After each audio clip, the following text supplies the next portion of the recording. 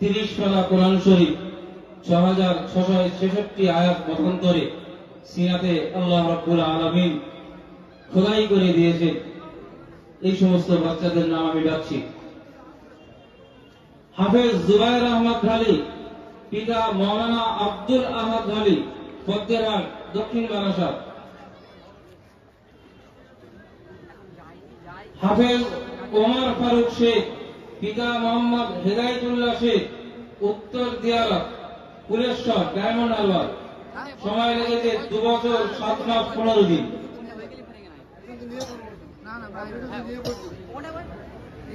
হাফেজ ইমরান হোসেন হালদার, পিতা আজিজুল হক হালদার, উত্তর গাজীপুর, গোমতবেড়িয়া, কুলপি, দক্ষিণ 24 পরগনা।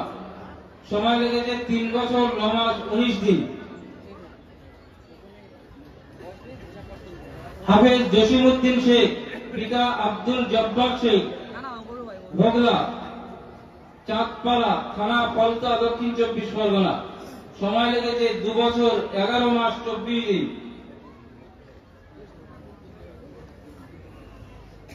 হাফেজ আব্দুল মমিন নাইয়া, পিতা তৈয়িবুর আলী নাইয়া, ফটিকবেড়িয়া, কোচফল, ডোলাহাট, দক্ষিণ 24 পরগনা। সময় লেগেছে 2 বছর 3 মাস 7 দিন।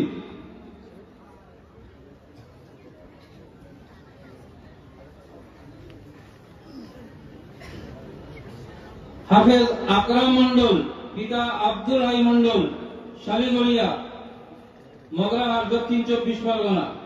সময় লেগেছে 2 বছর 10 মাস 17 দিন। হাফেজ আলিমুল শেখ, পিতা আব্দুল ওয়াহাব শেখ, যুগদিয়া, দক্ষিণ 24 পরগনা। সময় লেগেছে 3 বছর 2 মাস 13 দিন।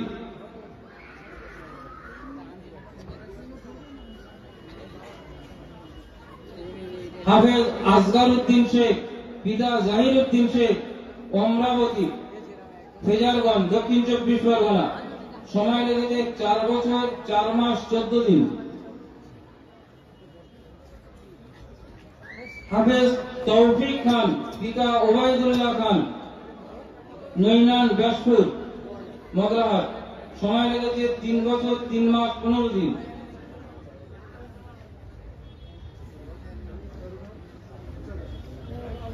হাফেজ শাকিল গাজী, পিতা শাহজাহান গাজী, বেনিপুর, মগরাহাট, দক্ষিণ 24 পরগনা। সময় লেগেছে 3 বছর 2 মাস 13 দিন।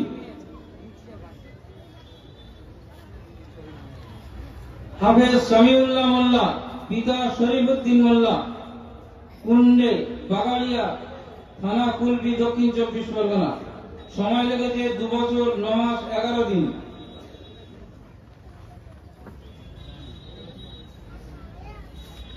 হাফেজ আব্দুল ওয়াহিদ মোল্লা, পিতা আরিফ বিল্লাহ মোল্লা, রামচন্দ্রনগর, ভোলাহাট থানা, দক্ষিণ 24 পরগনা। সময় লেগেছে 4 বছর 5 মাস। হাফেজ সুহান মোল্লা, পিতা নজরুল মোল্লা, যুগদিয়া। সময় লেগেছে 2 বছর 9 মাস 12 দিন। হাফেজ আব্দুর রহমান মন্ডল, পিতা আব্দুল সালাম মন্ডল, যুগদিয়া। সময় লেগেছে 4 বছর 1 মাস 29 দিন।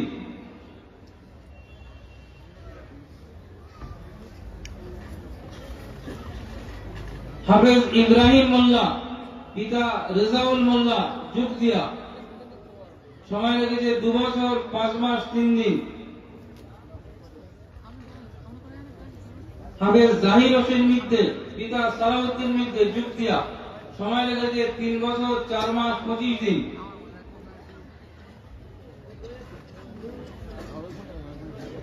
হাফেজ রাকিব হোসেন মোল্লা, পিতা জিয়ারুল মোল্লা, ফতেপুর, জয়নগর, দক্ষিণ 24 পরগনা। সময় লেগেছে 4 বছর 1 মাস 12 দিন।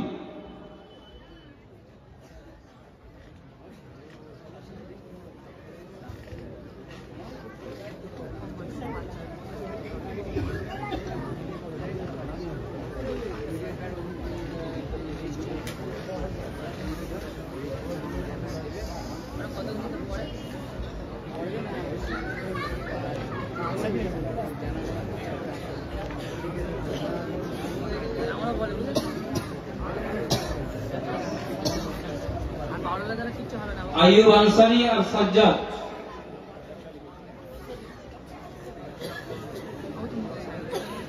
এই দুটো ছাত্র গত বছর এক সাল জামাতে ছিল, যার কারণে 61তম বার্ষিক সভাতে দস্তরবন্দি করা সম্ভব হয়নি।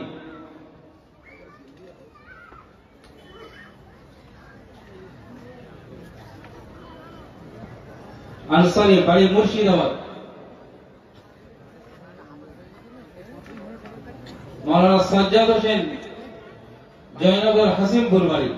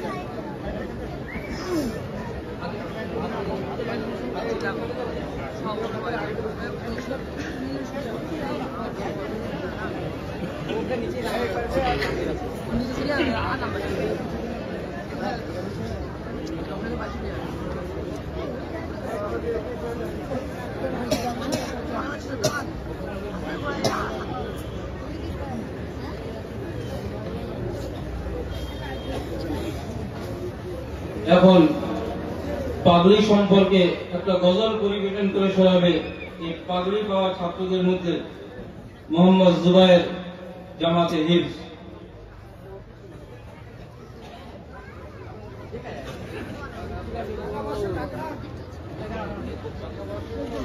আসসালামু আলাইকুম ওয়া রাহমাতুল্লাহি ওয়া বারাকাতুহু। আসমান জমিনে পাহাড়ে আকিল,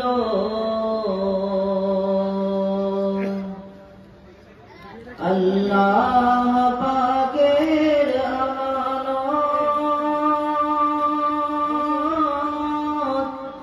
নিতে অস্বীকার করিল তারা।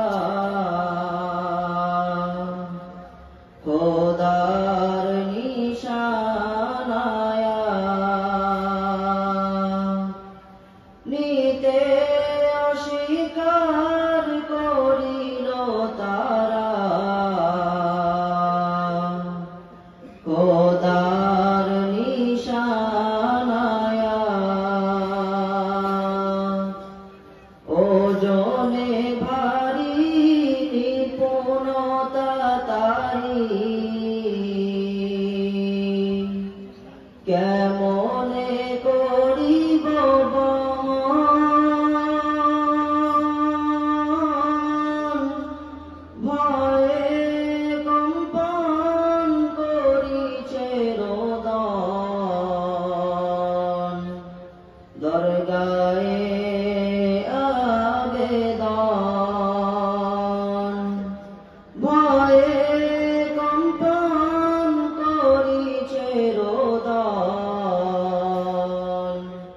দরগায়ে আবেদন, অবুঝ মানব হৌসলা দিয়ে নিয়েছে জিম্মাদারি।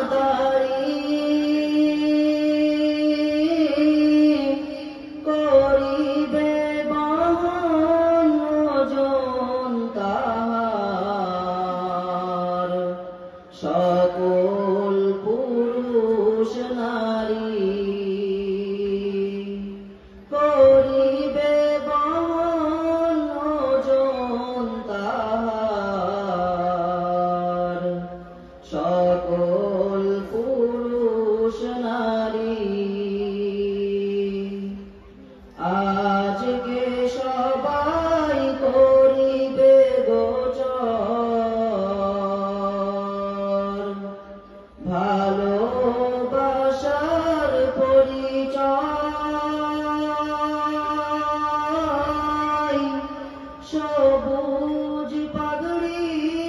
রাখিল মাথায়, তিনি যে প্রেমময়। সবুজ পাগড়ি রাখিল মাথায়, তিনি যে প্রেমময়। করিল ধারণ হৃদয় তাদের, পবিত্র হাদিস কোরআন। আল্লাহ পাকের অশেষ কৃপা, অতিশয় মেহেরবান। আল্লাহ পাকের অশেষ কৃপা, অতিশয় মেহেরবান। যাদের ক্লেশে মোদের মাথায়, পাগড়ি পেলাম আজ, কিয়ামতে তাদের খোদা পরাবে নূরের তাজ। কিয়ামতে তাদের খোদা পরাবে নূরের তাজ। চিরতরে গেলেন চলে যিনি মোদের ছাড়ি, হাফেজ আব্দুল হান্নান সাহেব পরকালে পারি। হাফেজ আব্দুল হান্নান সাহেব পরকালে পারি।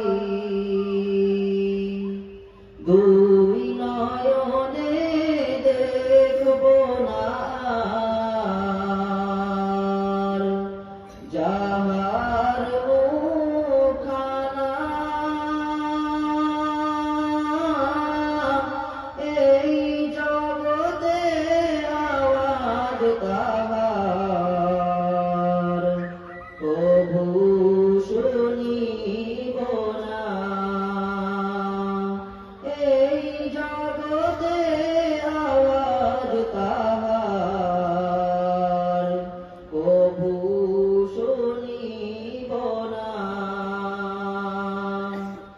দেখব না রে এসেছে,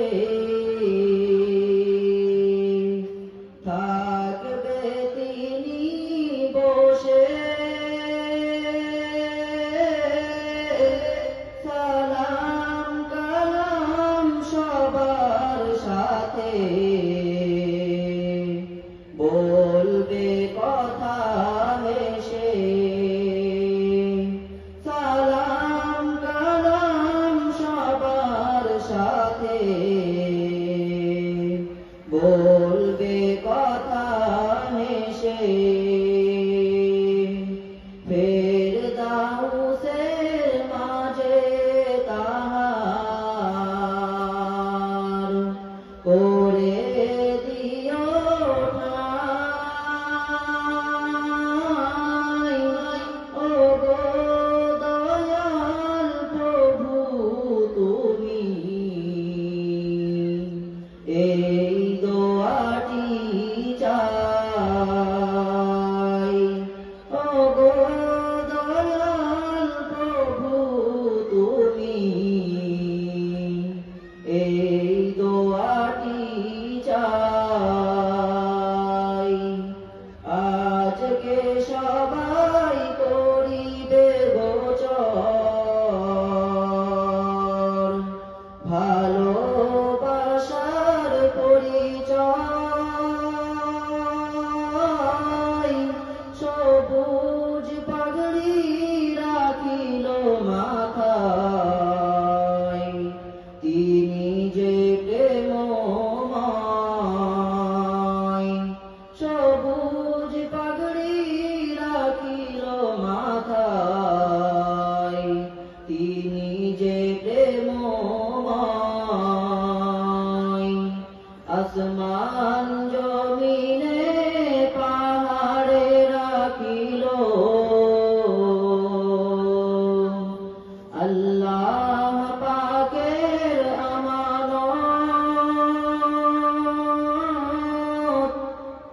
নিতে অস্বীকার করিল তারা খোদার নিশানায়া নিতে অস্বীকার করিল তারা খোদার নিশানায়া। আসসালামু আলাইকুম ওয়া রাহমাতুল্লাহ।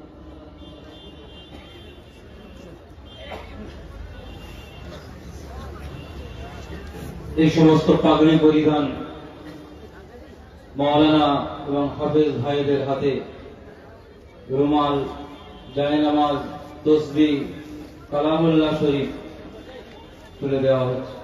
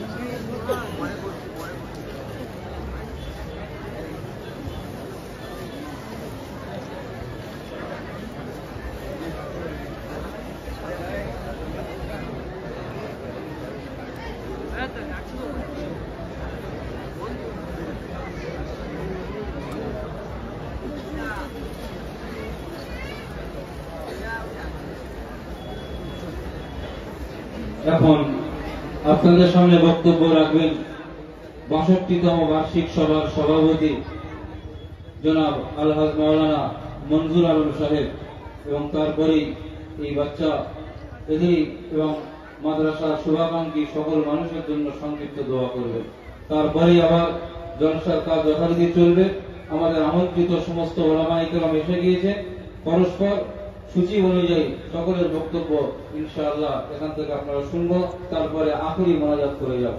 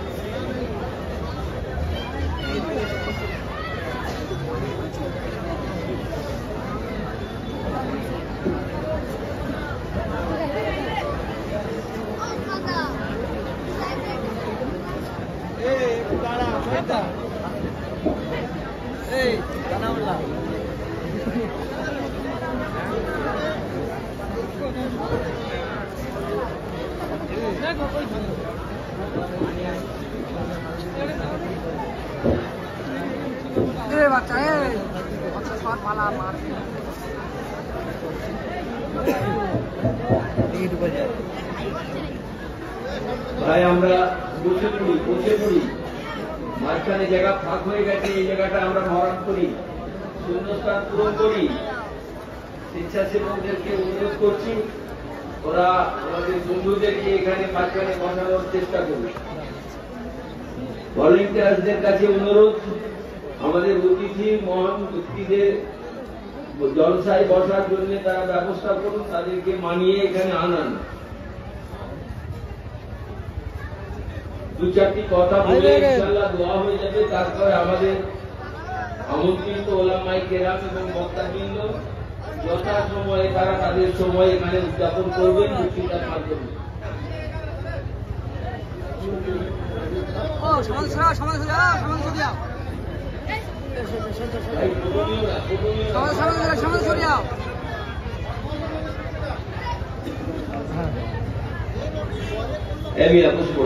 বসে পড়ো।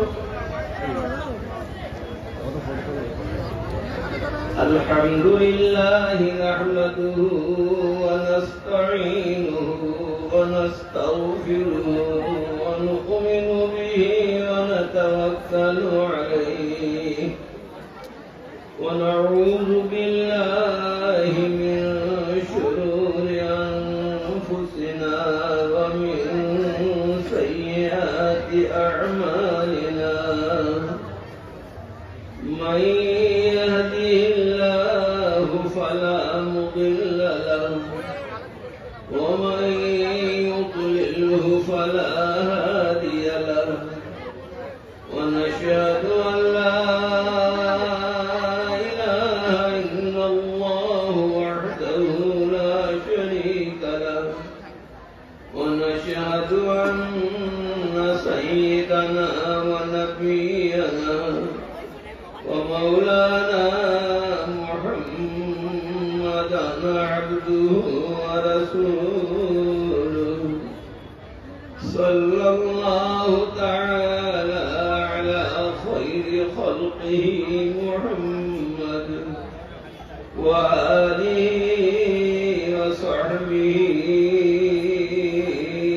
أجمعين أما بعد فقد قال الله سبحانه وتعالى في كتابه المجيد أعوذ بالله من الشيطان الرجيم بسم الله الرحمن الرحيم اقترب للناس حسابهم وهم في غفلة معرضون صدق الله مولانا العظيم اللهم صل على محمد وعلى آل محمد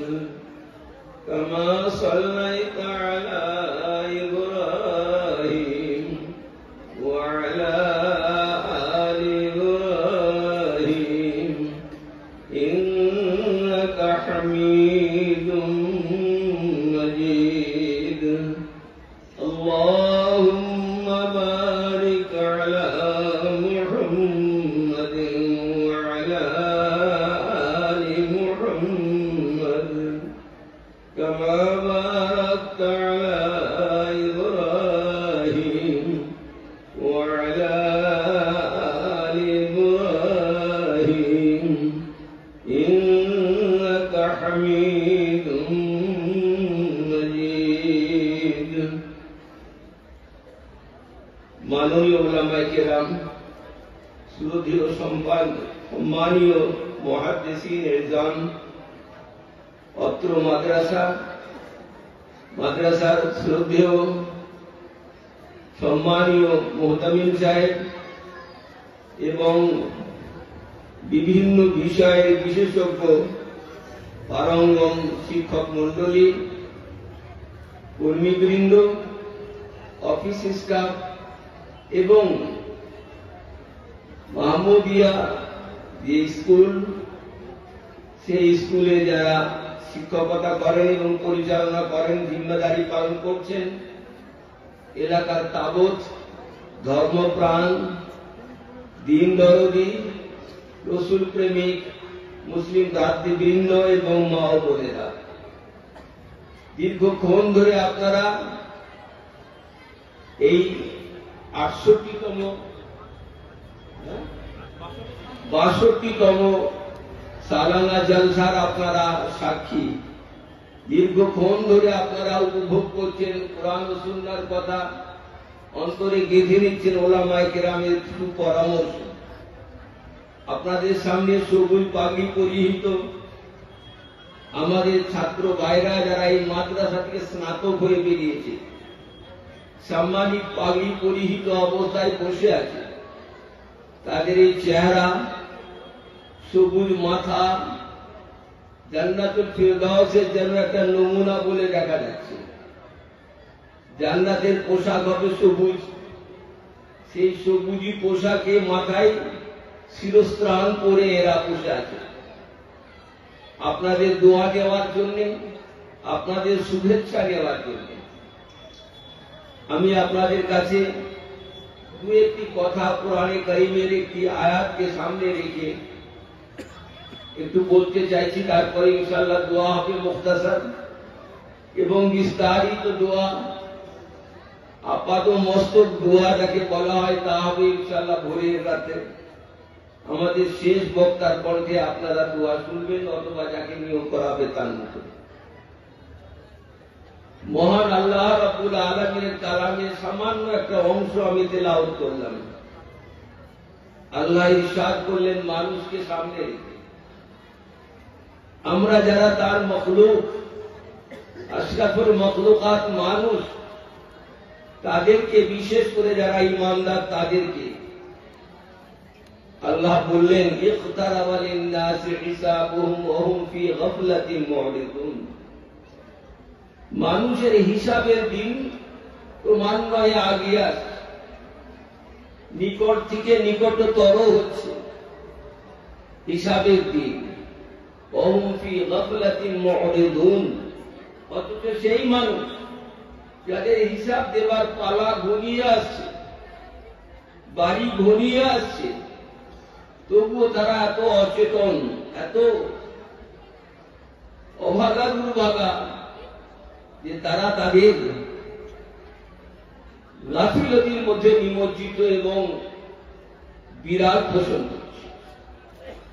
যেন তাদের হিসাব দিতেই হবে, হিসাব দিতে তারা বাধ্য নয়, অথচ আল্লাহ বলছেন তাদের হিসাব দিতেই হবে এবং সে দেওয়ার কাজ ক্রমান্বয়ে আগিয়ে আসছে।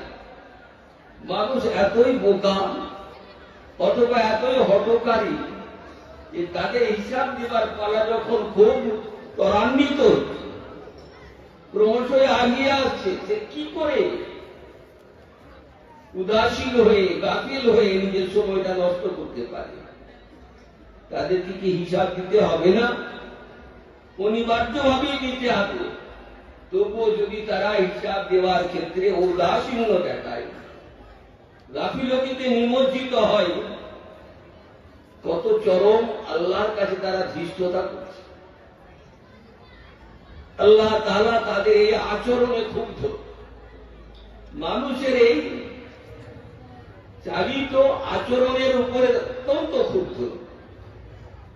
প্রশ্ন হচ্ছে, হিসাব দেবার সময় ঘনিয়ে আসছে, কখন হিসাব দিতে হবে?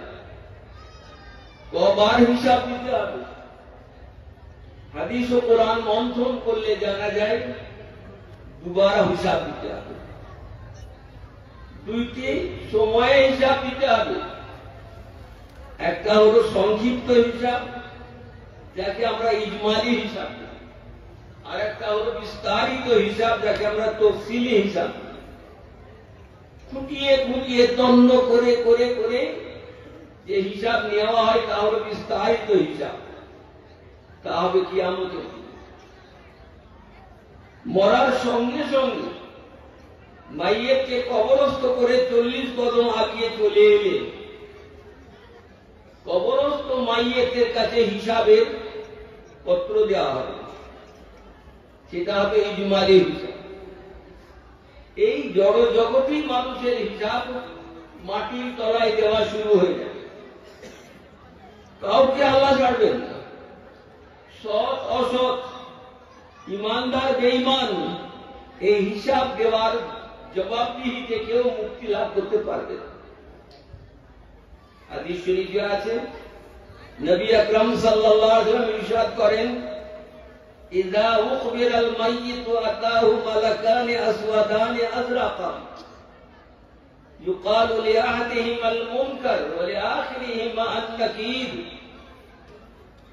নবী সাল্লাল্লাহু আলাইহি ওয়াসাল্লাম বলেন, যখন মাইয়িতকে কবরস্থ করা হয়, ইযা উখবিরাল মাইয়িত, মাইয়িতকে কবরে দাফন করে দিয়ে তার আত্মীয়রা, পরিজনরা, পাড়াপড়শিরা যখন কবর ছেড়ে চলে আসে, তখন তাদের কবর খুঁড়ে দুজন ফেরেশতা তারা হিসাব দেবেন, ইজমালি হিসাব।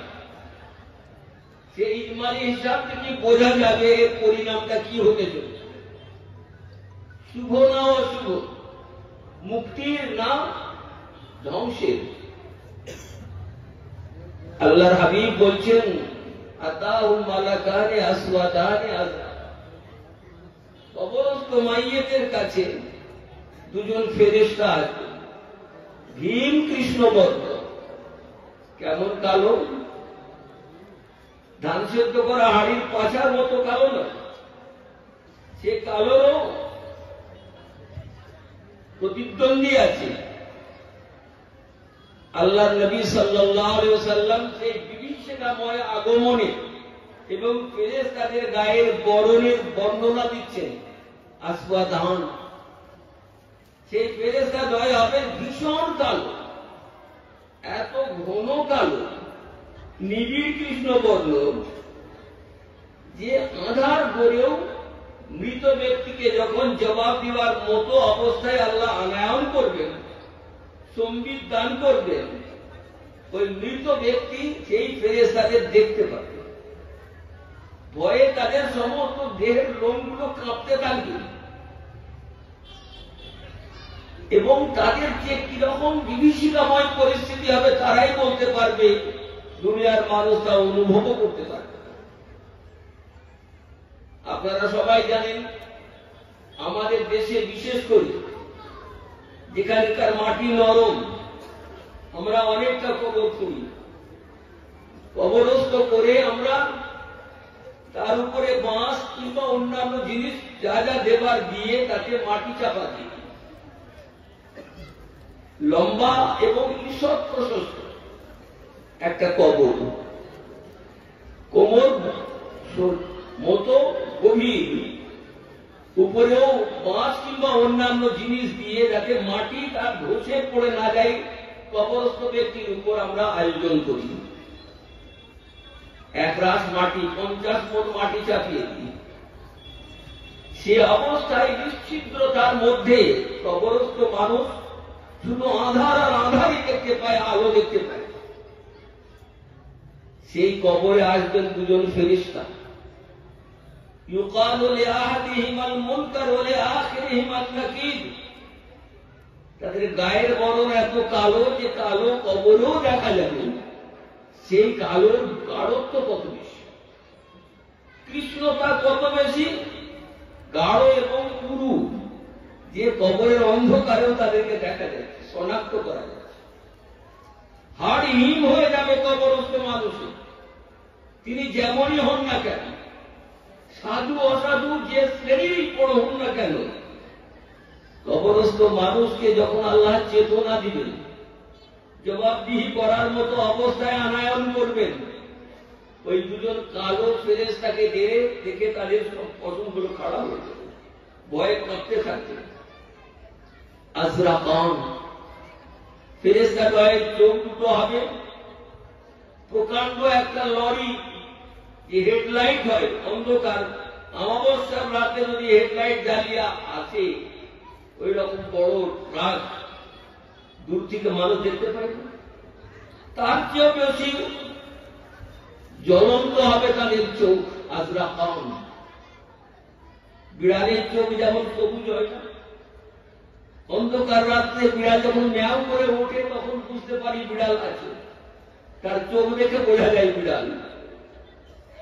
দীপ্তময় তাদের চোখ, তারা কি বলবেন, কি হিসাব নেবেন?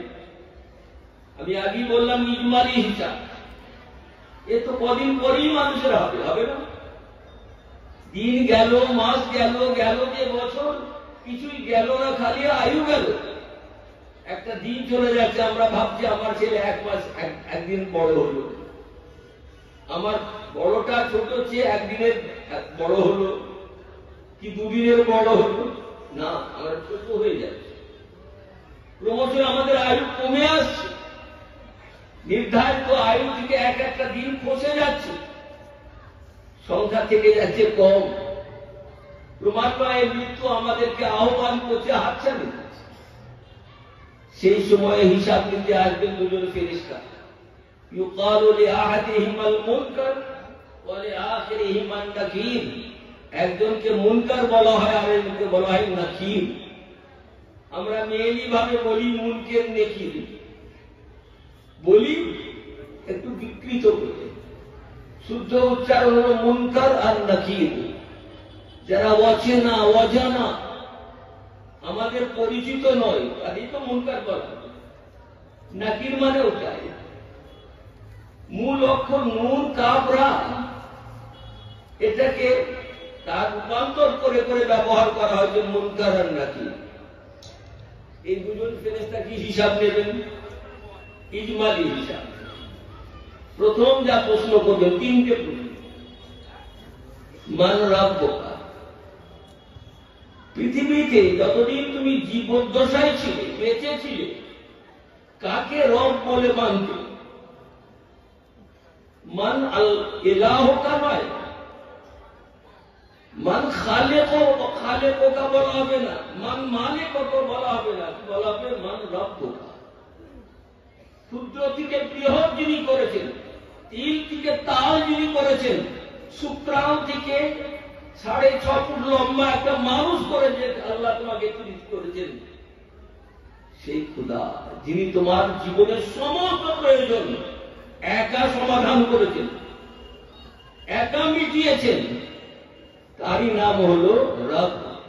তিল তিল করে তাল করেছেন, ক্ষুদ্র থেকে বৃহৎ করেছেন, দিন এবং রাতের প্রয়োজন সাধন করেছেন, মস্তিষ্ক দিয়েছেন, বিবেক দিয়েছেন, চিন্তা ভাবনা করার জন্য, ভালো মন্দ বিচার করার জন্য। সব কিছুই যার সত্তার মধ্যে বিরাজ করছে, তিনি হলেন রব। প্রতিপালন করেন, ক্ষুদ্র থেকে বৃহৎ করেন, সমস্ত প্রয়োজন তিনি মেটান এবং সাধন করেন। সেই রব কে ছিল তোমার? ইজমালি প্রশ্ন, একেবারে সংক্ষিপ্ত প্রশ্ন। যে ব্যক্তি মহান আল্লাহকে বিশ্বাসী নয়, নিজের রব বলে যাকে মানতে বলা হয়েছে নবী সাল্লাল্লাহু আলাইহি ওয়াসাল্লামের কথায় কিংবা আল্লাহর কোরআনের ভাষায়, যারা বিশ্বাসী নয় তারা বলতে পারবে? বলবে হা হা লা, হাই হাই, আমি তো কিছুই জানি না, রবকে এই বিষয়ে আমার কোনো জ্ঞান নেই, বিন্দু বিসর্গ আমি জানি না, অপরিচিত নই। অবাক বিষয় সেই অস্বীকার করবে। দ্বিতীয় প্রশ্ন হবে,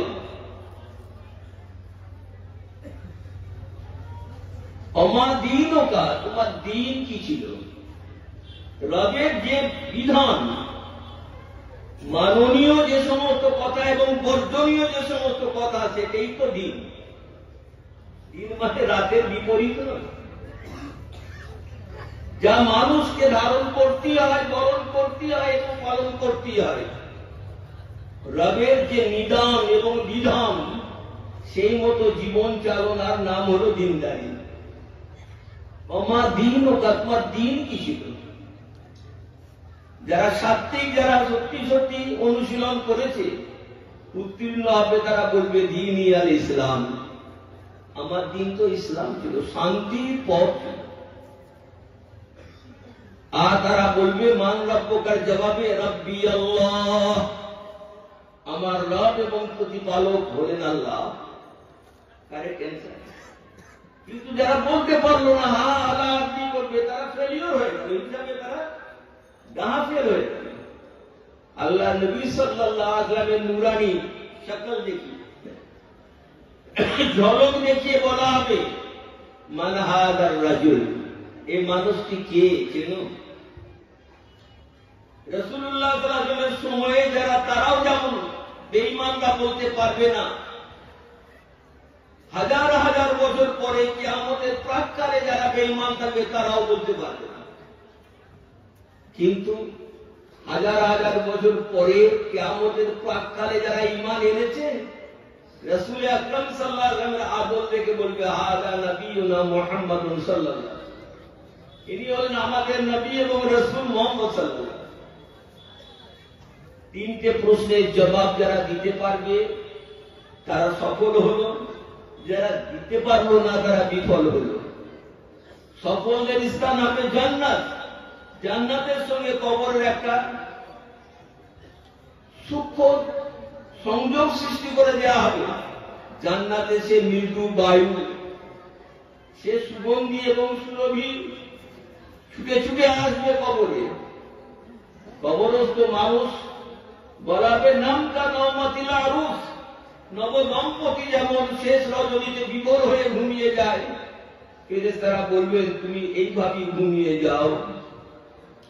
যারা বিফলকাম হবে, পাস করতে পারবে না, প্রশ্ন তিনটে জবাব দিতে পারবে না, জাহান্নামের সঙ্গে তাদের কবরের সংযোগ সৃষ্টি করে দেওয়া হবে। সেখানকার আগুনের যে দাহ দাহ, যে ঝলকানি, যে বলকানি, যে তেজ এবং তীক্ষা এসে ছুটে ছুটে কবরে এসে পড়বে। কবর দাও দাও করছে। কবরস্থ মানুষ যন্ত্রণায় কাতর হয়ে কাঁদবে, যে কান্নার আওয়াজ তো শুনতে পাবে না। বন্ধুবর্গ, এই প্রশ্ন তিনটের জবাব যা প্রথম হিসাবের ক্ষেত্রে ব্যবহৃত হবে মুনকার ও নাকিরের মাধ্যমে, জবাব দেওয়া তখনই সম্ভব হবে যখন আমরা আল্লাহকে চিনব, রসুলকে চিনব, আল্লাহর কিতাবকে জানবো, রসুলের কিতাব সুন্নতে রসুলকে জানবো, হাদিসে রসুলকে জানবো এবং সেই মোতাবেক জীবন গড়ব। তাই তো শিক্ষা এবং দীক্ষা দেওয়া হয় মাদ্রাসাগুলোকে। শুরু হয় মক্তব থেকে, পূর্ণতা আসে মাদ্রাসায়। তাই এই মাদ্রাসা, আপনাদের এই প্রাণপ্রিয় মাদ্রাসা, দীর্ঘদিনের মাদ্রাসা, আপনারা দেখতেই পাচ্ছেন 62তম সালানা জলসা হচ্ছে। কতদিনের পুরনো বর্ধিষ্ণু মাদ্রাসা। সেই মাদ্রাসায় যারা মাথায় পাগড়ি পড়লো কোরআনে হাকিমে হিফজ করে, যারা দওরা হাদিস থেকে পাস করে তাদের মাথাতেও পাগড়ি দেওয়া হয়। আমি সবার কাছে অনুরোধ করছি, এই মাদ্রাসা আমাদের জীবন কাটে, আমাদের উত্তরণের পাথেও দুনিয়ার এই আবর্জনা থেকে নির্মল হয়ে পবিত্র শরীর এবং মন নিয়ে, ঈমান ও ইয়াকিন নিয়ে কবরে যাওয়ার একটা বিরাট বড় উপায় এই মাদ্রাসা। এখান থেকে শিক্ষা নিয়ে মানুষরা আলেমে দ্বীন হচ্ছে, হাফেজে কোরআন হচ্ছে, কারিয়ে কোরআন হচ্ছে, মুফতি শরীয়ত। এই মাদ্রাসার প্রতি আমাদের আবেগ এবং অনুরাগ যত নিগুড় হবে, যত ভক্তি ভালোবাসা সাহায্য সহযোগিতার জন্য আমাদের মন উঠিপাতি করবে, জানতে হবে নবী প্রেম আমাকে বাধ্য করছে, আল্লাহ প্রেম আমাকে চালিত করছে। আর যদি আমাদের বিমুখতা আছে, তাহলে জানতে হবে আমি আল্লাহ ও রসুলের কৃপা ধন্য হওয়া থেকে অনেকটা সরে যাচ্ছি। নিজের যেমন দেখি না আমরা, কত জ্বর হয়েছে, থার্মোমিটারে একটা জায়গায় যে কাঁটাটা ওঠে, যদি 1-এর ঘরে উঠে বলে 101 হয়েছে, 2-এর ঘরে 102, যত বাড়ে তত মানুষ আতঙ্কিত হয়, বোধহয় আর বাঁচবো না। ঢাল পানি। যখন মনে হবে আল্লাহ থেকে আমি দূরে চলে যাচ্ছি, রসুল থেকে দূরে চলে যাচ্ছি, কোরআন ও সুন্নাহর আলো থেকে ক্রমশ আমি অন্ধকারের দিকে আগিয়ে যাচ্ছি, জানতে হবে আমার পাওয়ার কমে যাচ্ছে, আমার ব্লাড প্রেশার কমে যাচ্ছে। কখন যে মরে যাবো কেউ জানি না। অকাল মৃত্যু হয় না, কালেই মৃত্যু হয়, কিন্তু সে মৃত্যু শোভন হবে না, বড্ড অশোভন এবং বেমানান হবে। আল্লাহ আমাদের সবাইকে হেফাজত করুন। মাদ্রাসা মুখীনতা, ইলমে দ্বীন মুখীনতা, কোরআন ও সুন্নাহ মুখীনতার ঔজ্জ্বল্য আল্লাহ আমাদের অন্তরে দান করুন। ঈমানের প্রজ্বলন হোক আমাদের অন্তরে, আমাদের মস্তিষ্কে। আমরা যেন আল্লাহ প্রেমিক হতে পারি, রসুল প্রেমিক হতে পারি, আল্লাহ ও রাসূলের তালিমের প্রেমিক হতে পারি। এই তৌফিক তিনি দিন। আমিন সুম্মা আমিন। দুরূদ শরীফ পড়ি, দোয়া হোক। اللهم صل على محمد النبي الأمي وعلى آله وصحبه وبارك وسلم كما تحب وترضى وعدد ما تحب وترضى. ربنا ظلمنا أنفسنا ربنا ظلمنا أنفسنا ربنا ظلمنا أنفسنا وإن لم تغفر لنا وترحمنا لنكونن من الخاسرين. اللهم احفظنا من الخسارة والغواية والضلالة.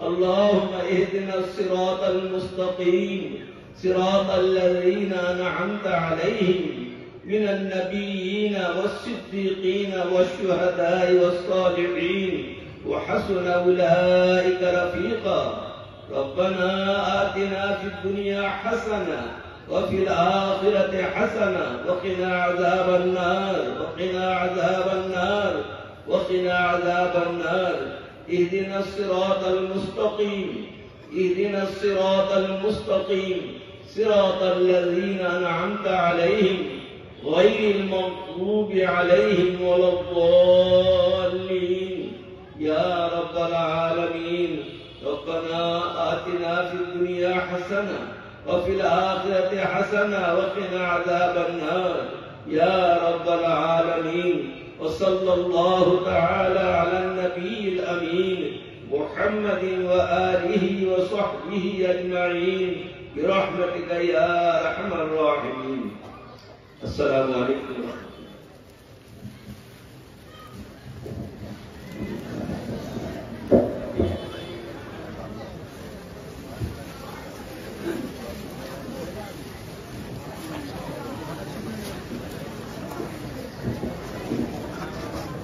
তো এই দোয়া বরকতের দোয়া বাচ্চাদের মাথায় পাগড়ি পরানোর পরে মজমা এখন শেষ হয়নি, আখেরি মোনাজাত হবে, দোয়া হবে। সেজন্য আমরা বসি। আমন্ত্রিত ওলামায়ে কেরাম সব আছেন, এসে গিয়েছেন, তাদের বক্তব্য আমরা শুনব। এখন আপনাদের সামনে বক্তব্য রাখবেন এই মাদ্রাসার ছাত্র, সুন্দরবন আল-মানার মিশনের কর্ণধার, সমাজসেবী জনাব মাওলানা আনোয়ার হোসেন সাহেব।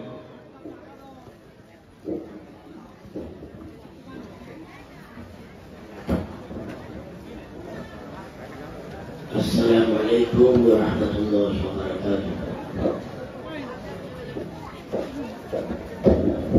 الحمد لله والصلاة والسلام على رسول الله. أما بعد, আজকের এই অনুষ্ঠানের সুনামধন্য সভাপতি মহাশয়কে আমরা শ্রদ্ধা জ্ঞাপন করছি। সুদক্ষ সঞ্চালক জনাব হযরত মাওলানা মুফতি আব্দুল কাদের সাহেব এবং আমার সকল শিক্ষক মন্ডলী হযরত মাওলানা মুফতি লিয়াকত আলী সাহেব থেকে শুরু করে সকল স্টাফ যারা এখানে আছেন, আমি তাদের সকলকে বিনম্র সালাম, শ্রদ্ধা এবং মুবারকবাদ জানাই।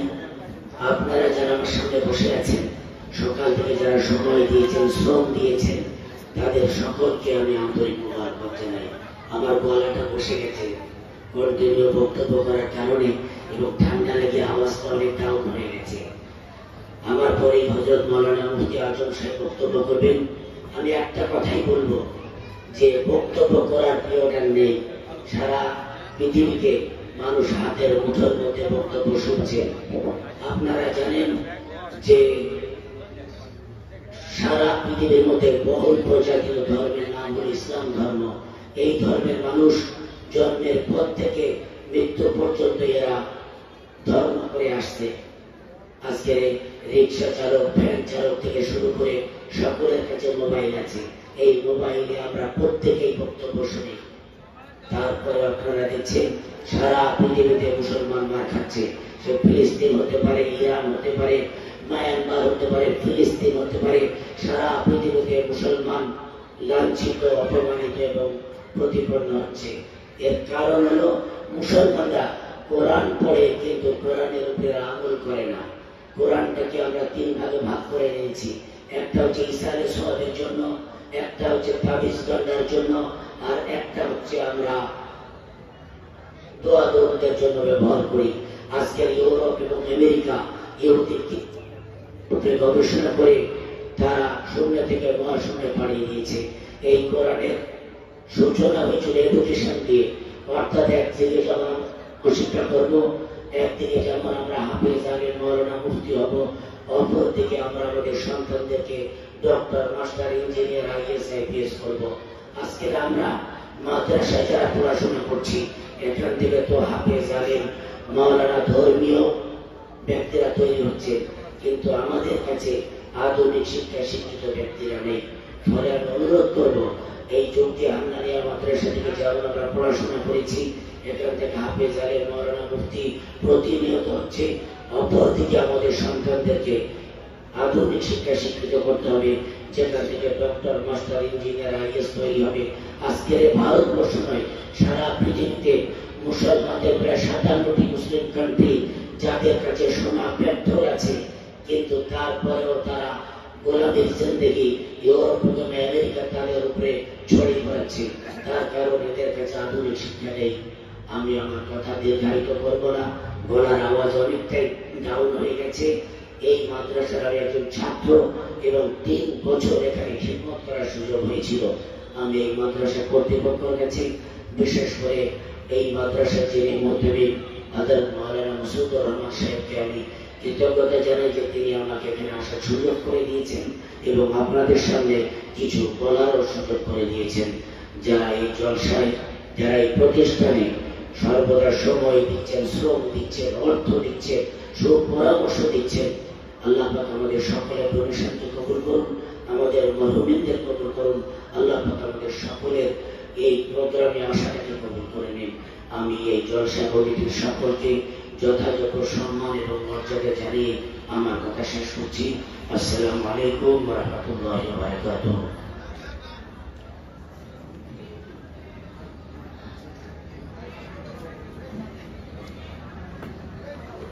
এখন আপনাদের সামনে বক্তব্য রাখবেন এই মাদ্রাসার এই ছাত্র এবং আমাদের বর্তমান মহতামিম সাহেবের জামাতা জনাব মাওলানা খুরশিদ আলম সাহেব।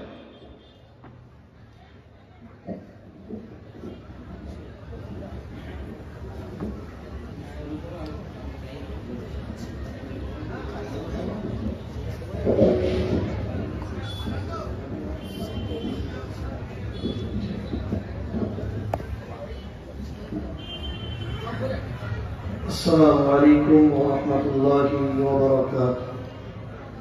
أعوذ بالله من الشيطان الرجيم. بسم الله الرحمن الرحيم. الحمد لله رب العالمين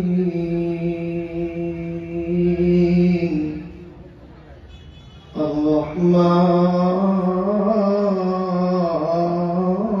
الرحيم مالك يوم الدين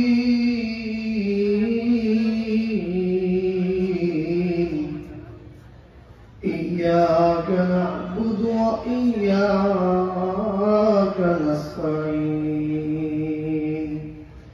اهدنا الصراط المستقيم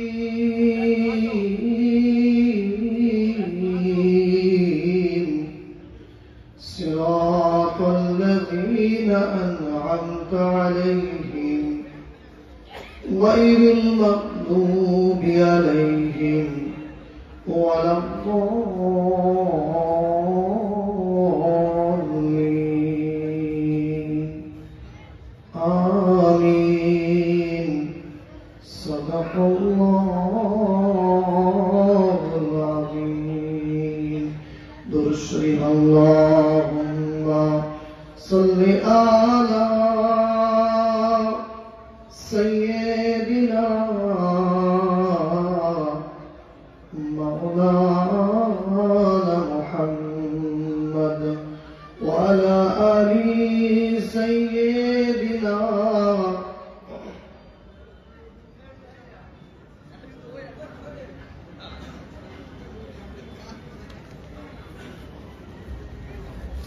আলহামদুলিল্লাহ। অল্প সময় আমাদের আমন্ত্রিত ওলামায়ে কেরাম মুফতি আজম হুসাইন সাহেব এখনই আসবেন, তো তার আগে অল্প সময় 2-4টে কথা।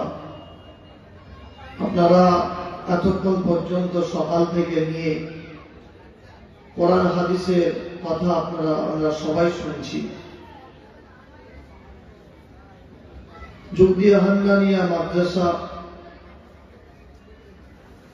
যে ছাত্ররা পাগড়ি নিলেন, হাফেজ কোরআন হলেন, মাথায় পাগড়ি। আজকে আমরা দুনিয়াতে দেখলাম যারা পাগড়ি পেয়েছে, কিন্তু আল্লাহ তাআলা তার হাবিবকে দিয়ে বলিয়েছে, নবীকে দিয়ে বলিয়েছে যে নবী,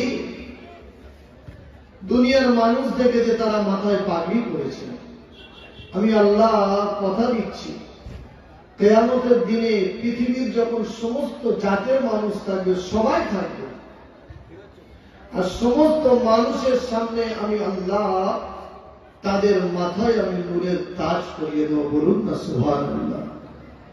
আজকে তো এই দু চারটে মানুষের সামনে নূরের তাজ, পাগড়ি, একটা কাপড়ের পাগড়ি পরেছে।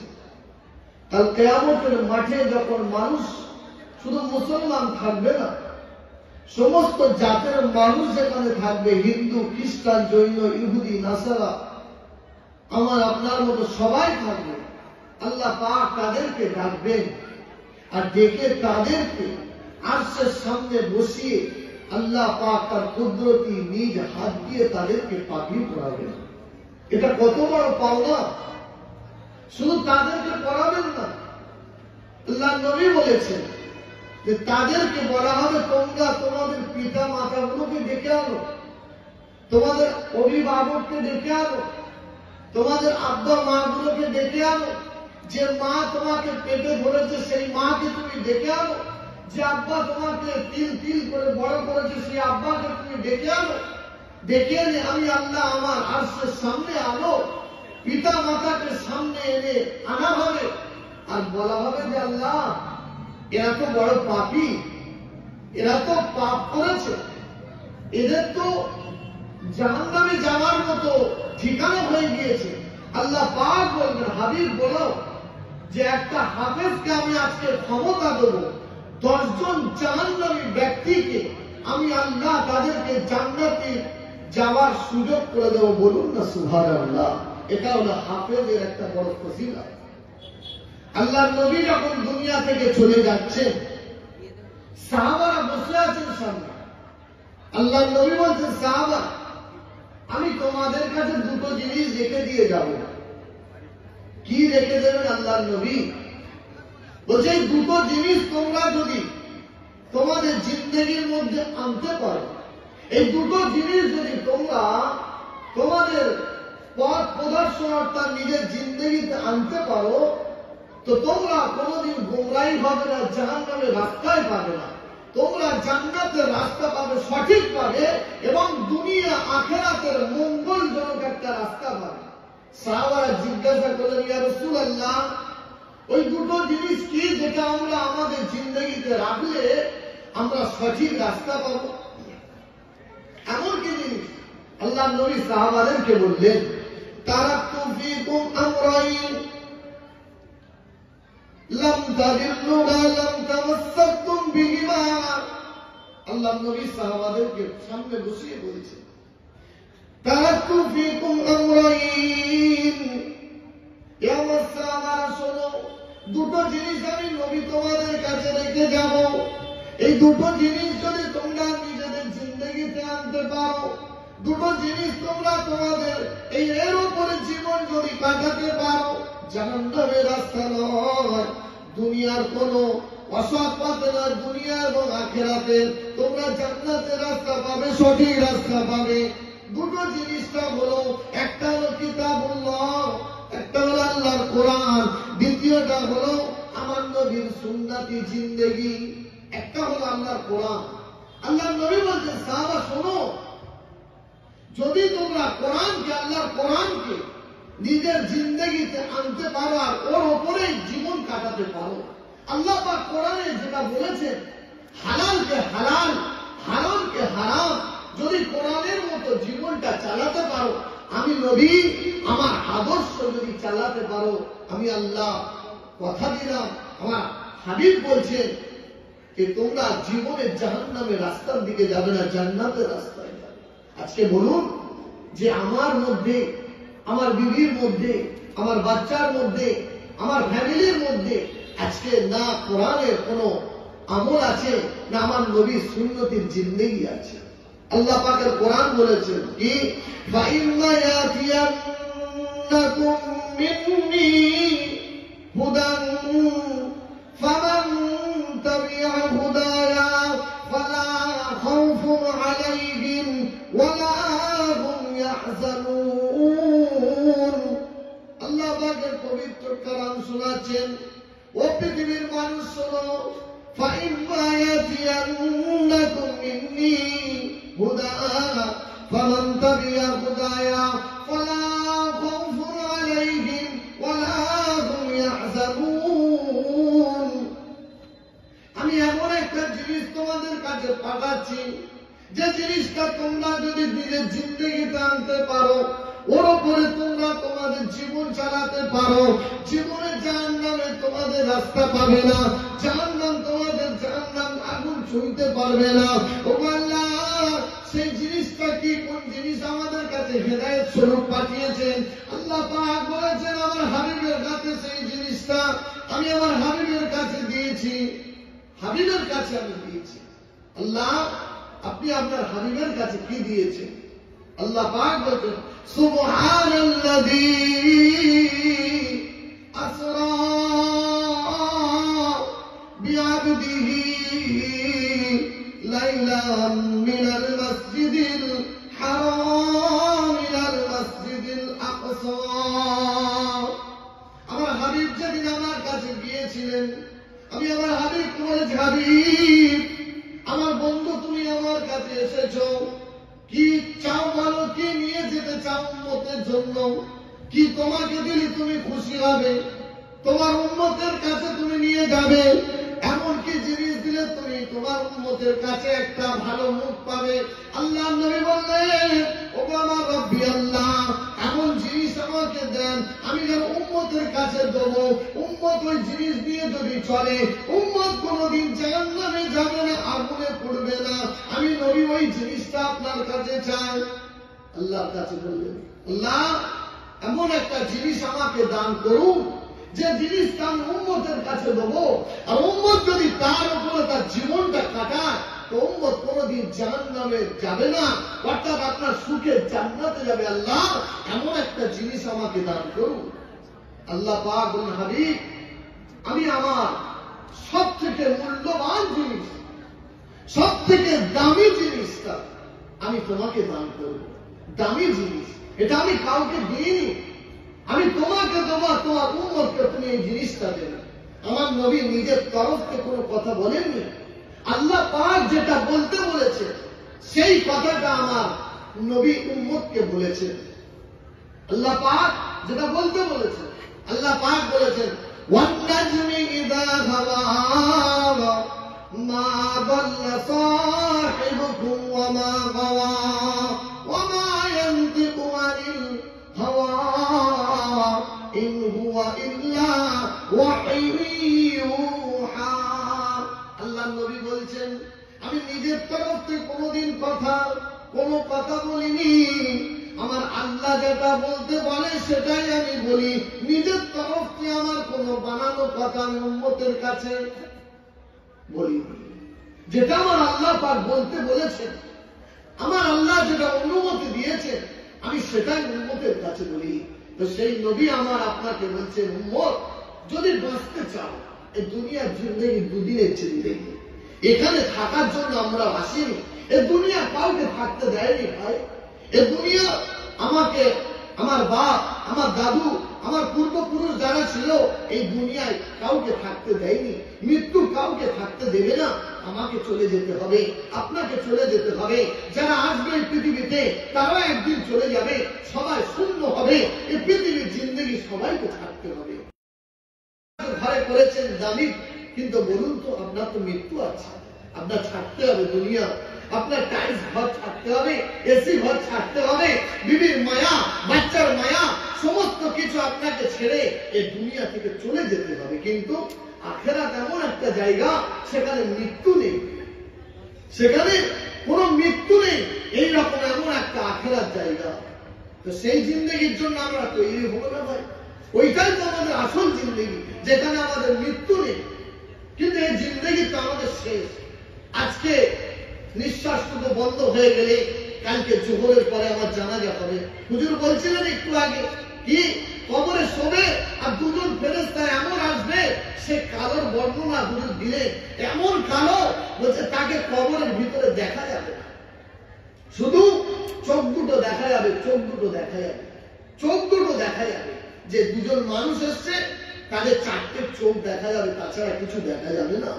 তারা এসে আমার বাপের নাম, আমার বংশের নাম, আমার পূর্বপুরুষদের কি ঐতিহ্য ছিল, এসব কোনো কথা জিজ্ঞাসা করবে না রে ভাই। এসে জিজ্ঞাসা করে মান রব্বুকা, তুমি তোমার রবের পরিচয় দাও, তুমি তোমার নবীর পরিচয় দাও, তুমি তোমার ধর্মের পরিচয় দাও, দুনিয়াতে কি করেছো সেই কথা বলো, দুনিয়ায় কার হুকুমে চলেছো তাই বলো, দুনিয়ায় কোন ধর্মের ওপরে ছিল সেটা বলো। না তোমার বংশের কথা শুনতে চাই না, তোমার বংশের গৌরবের কথা জানতে চাই না, দুনিয়াতে কি করেছো। আমার আল্লাহ তোমাকে দুনিয়ায় পাঠিয়েছিলেন, তাহলে তুমি দুনিয়া দেখেছো। আমার আল্লাহ যদি দুনিয়ায় না পাঠাতে, তুমি দুনিয়া দেখতে পেতে পারবে না।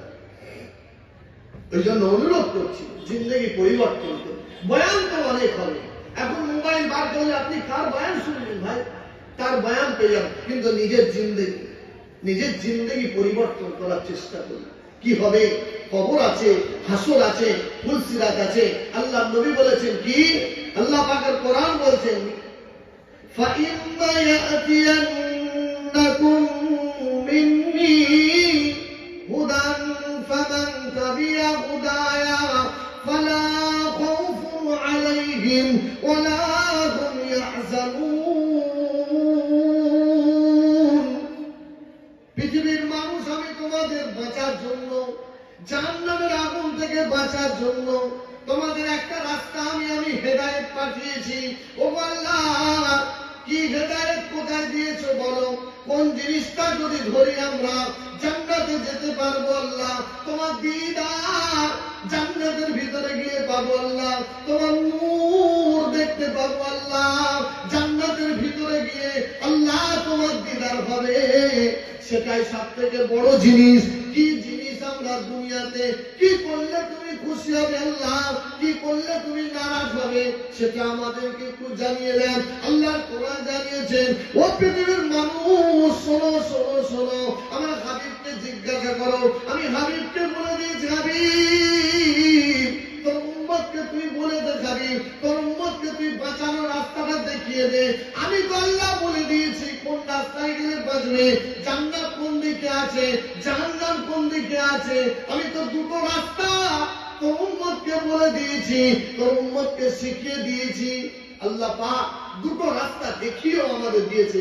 হে পৃথিবীর মানুষ শোনো, গুনাহ যদি করো জাহান্নামে যাবে, গুনাহ রাস্তা যদি ধরো জাহান্নামে যাবে।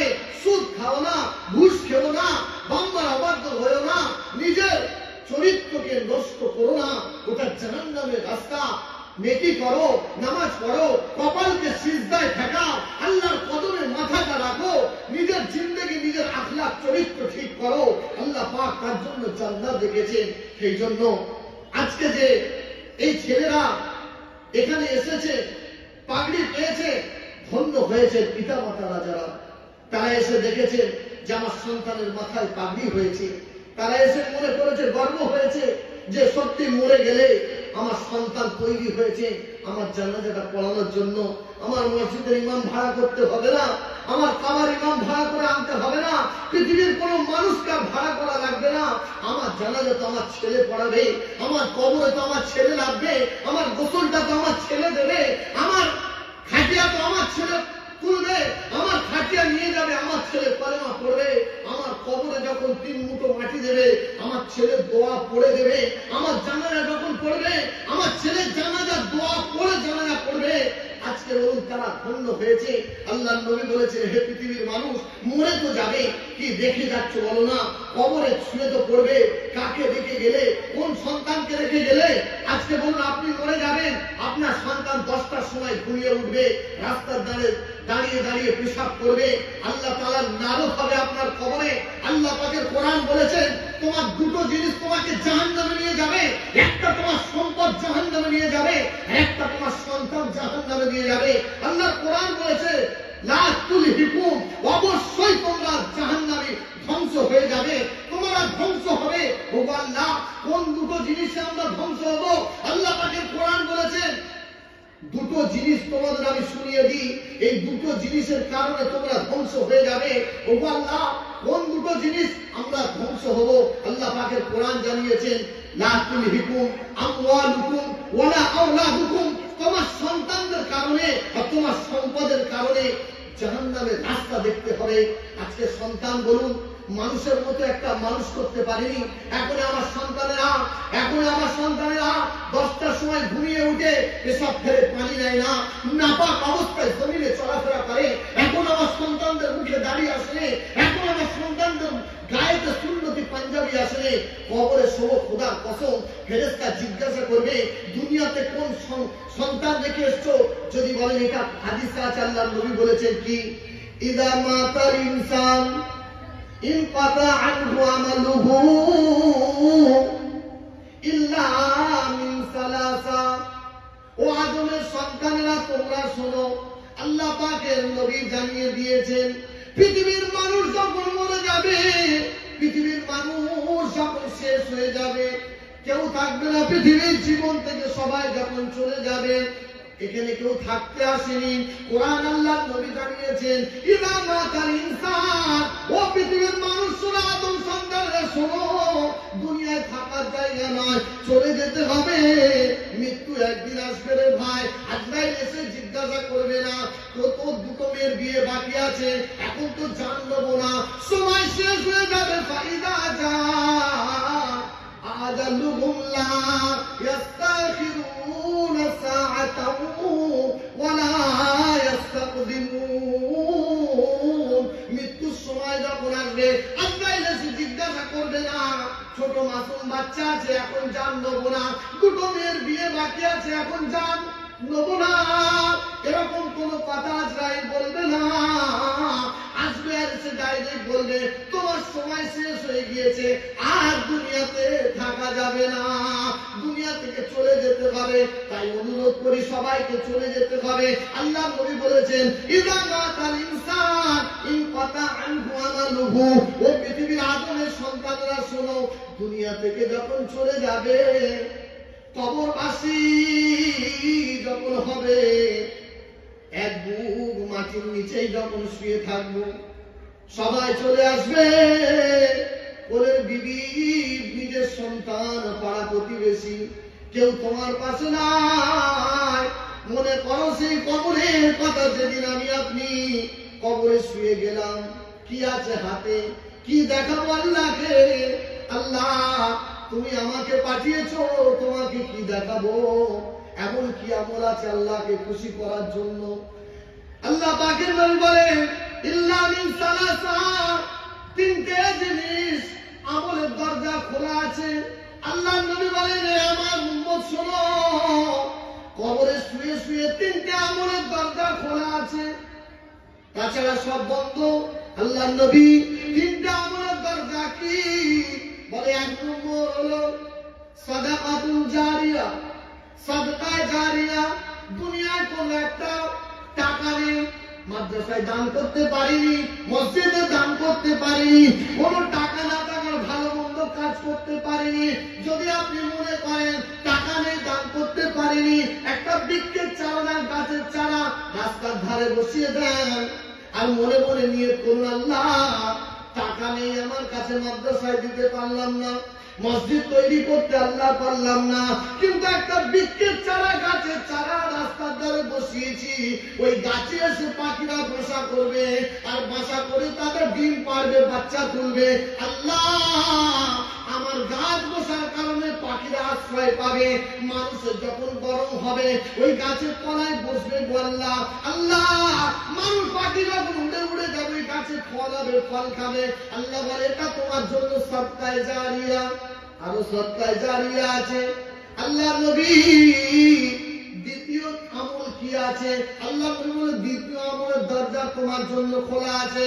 আওয়ালাদুন সালিহা, আওয়ালাদুন সালিয়াদউ লাহু। দ্বিতীয় আমল হলো তোমার নেক সন্তান, নেক সন্তান, দুনিয়াতে নেক সন্তান তোমার তৈরি করে যাও, যে সকালে উঠে ফজরের নামাজটা পড়বে আর কোরআন খুলে আল্লাহকে বলবে ইয়াসিন ওয়াল কুরআনিল হাকীম। আল্লাহ পাক বলে কে আমাকে ইয়াসিন বলে ডেকেছে? আমার হাবিবকে। বাচ্চা যখন সকালে কোরআন পড়ে, আর রহমান আল্লামাল কুরআন, বাচ্চা যখন কোরআন পড়ে রহমান বলে আল্লাহকে ডাকে, আল্লাহ পাক সব জানার পরে ফেরেশতাকে জিজ্ঞাসা করে, ও ফেরেশতা, কে আমাকে সকালবেলা রহমান বলে ডাকে, আমাকে রহিম বলে ডাকে, আমাকে দয়ালু বলে ডাকে, আল্লাহ আমাকে দয়ালু বলে ডাকে। আল্লাহ ফেরেশতা বলে, ফুলা ইবনে ফুলা, উমুকের বেটা, উমুকের সন্তান, আল্লাহ তোমাকে রহমান বলে ডাকে। আল্লাহ বলে, বাপ বেঁচে আছে না মা বেঁচে আছে? বলে, আল্লাহ দুজন এইসব ইন্তেকাল করে গিয়েছে, কেউ বেঁচে না। বলে, কবর খোলো, কবর খোলো, মায়ের কবরটা দেখো, মায়ের কবরটা দেখো, মায়ের কবরটা খুলে দেখো। যে সন্তান আমাকে রহমান বলে ডাকে, তার মায়ের কবরে আযাব হবে, আমি আল্লাহ এটা সহ্য করব না। মায়ের কবরটা যখন খোলা হলো, দেখে মায়ের কবর খুলে আযাবের মধ্যে আছে, আযাবের মধ্যে। আমার আল্লাহ বলে, ফেরেশতা রে, যার সন্তান আমাকে রহমান বলে ডাকে, যার সন্তান আমার হাবিবকে বলে ইয়াসিন ওয়াল কুরআনিল হাকীম, তার মায়ের কবরে আযাব হবে। আমি আল্লাহ এটা চাই না, আমি আল্লাহ ওর মায়ের কবরে আযাব বন্ধ করে দাও। সন্তান আমাকে রহমান বলে ডেকেছে, আমার হাবিবকে ইয়াসিন বলে ডেকেছে। আজকে বলুন, আমার সন্তান, আমি নিজে আল্লাহর কোরআন পড়তে জানলাম না, শবে বরাতের রাত আর শবে বরাতের মাস আসবে, মাদ্রাসার ছেলেদের ভাড়ায় হবে, গ্রামের মসজিদের ইমামদের ভাড়ায় হবে, ভাড়ায় ধরে বলবে, হুজুর আমার বাপের কবরটা জিয়ারত করুন। না, কোনো লাভ নাই, কোনো লাভ নাই। নিজে বাপের কবরের পাশে দাঁড়াও, গিয়ে হাতটা তুলে বলো, রব্বির আনহুমা কামা রব্বায়ানি সগীরা। বাচ্চাকে এইরকম তৈরি করো, বাচ্চাকে এইরকম তৈরি করো, তুমি চলে যাবে দুনিয়া থেকে, তোমার সন্তান কবরের পাশে গিয়ে বলবে, আল্লাহ এটা আমার আব্বার কবর, এটা আমার মায়ের কবর। আজকে মাদ্রাসায় যারা পাগড়ি করেছে, নূরের তাজ পড়েছে, যুগ দিয়ে হামদানিয়া মাদ্রাসা সাক্ষী দেবে কিয়ামতের দিন। ও আল্লাহ, আমার ভিতরে এরা কোরআন শিখেছে, তোমার ৬,৬৬৬ আয়াত অন্তরে যারা গেঁথেছে, এদেরকে জাহান্নামে দিও না। আজকে মুসলমান বলো, কটা সন্তান তোমার ছিল? দুটো ছিল, তিনটে ছিল, একটা ছিল? কাউকে কোরআন কোনোদিন দেখালে না। ইংলিশ মিডিয়াম দিয়েছ, আমি বারণ করব না, কিন্তু আল্লাহর কোরআন তাদের কোনোদিন চোখে তুমি দেখালে না। কোনোদিন কবরের পাশে গিয়ে বলেছ, আব্বা রে তোর দাদুর কবর তুই হাত তোল, তোর দাদুর কবরে একটু দোয়া করি। তুমি বাপ যদি তোমার বাপের কবরটা দোয়া করতে, সন্তান পাশে দাঁড়িয়ে দেখতো যে আমার বাপ আমার দাদুর কবরটা জিয়ারত করছে, আর মুখে মুখে বলছে, রব্বির হামহুমা কামা রব্বায়ানি সগীরা। ও আল্লাহ, আমার বাপ ছোটবেলা থেকে, আমার মা ছোটবেলায় আমি যত ভুল করেছি, মা বলে ছুটে গিয়েছি, মা বুকে তুলে নিয়েছে, কোনদিন ফেলে দেয়নি। আজকে আমার মা তোমার কাছে শুয়ে আছে, আল্লাহ কত ভুল করেছে অজান্তে। শৈশবে যেমন মা আমাকে মাফ করেছে, আমার মাকে তুমি আজকে মাফ করো। আল্লাহ বলে, সন্তানের চোখের পানি নাকের ডগে থেকে পড়ার আগে আমি আল্লাহ আমার আরশে সন্তানের দোয়া কবুল হয়ে যায়। বলুন সুবহানাল্লাহ। বলুন তো, এইরকম একটা সন্তান তৈরি করতে পেরেছি না? আলেম হওয়া জরুরি নয়, মুফতি হওয়া, কারি হওয়া। আপনি আপনার সন্তানকে অল্প শিক্ষা হলেও কিছু দিয়েছেন, আর দিইনি আমরা।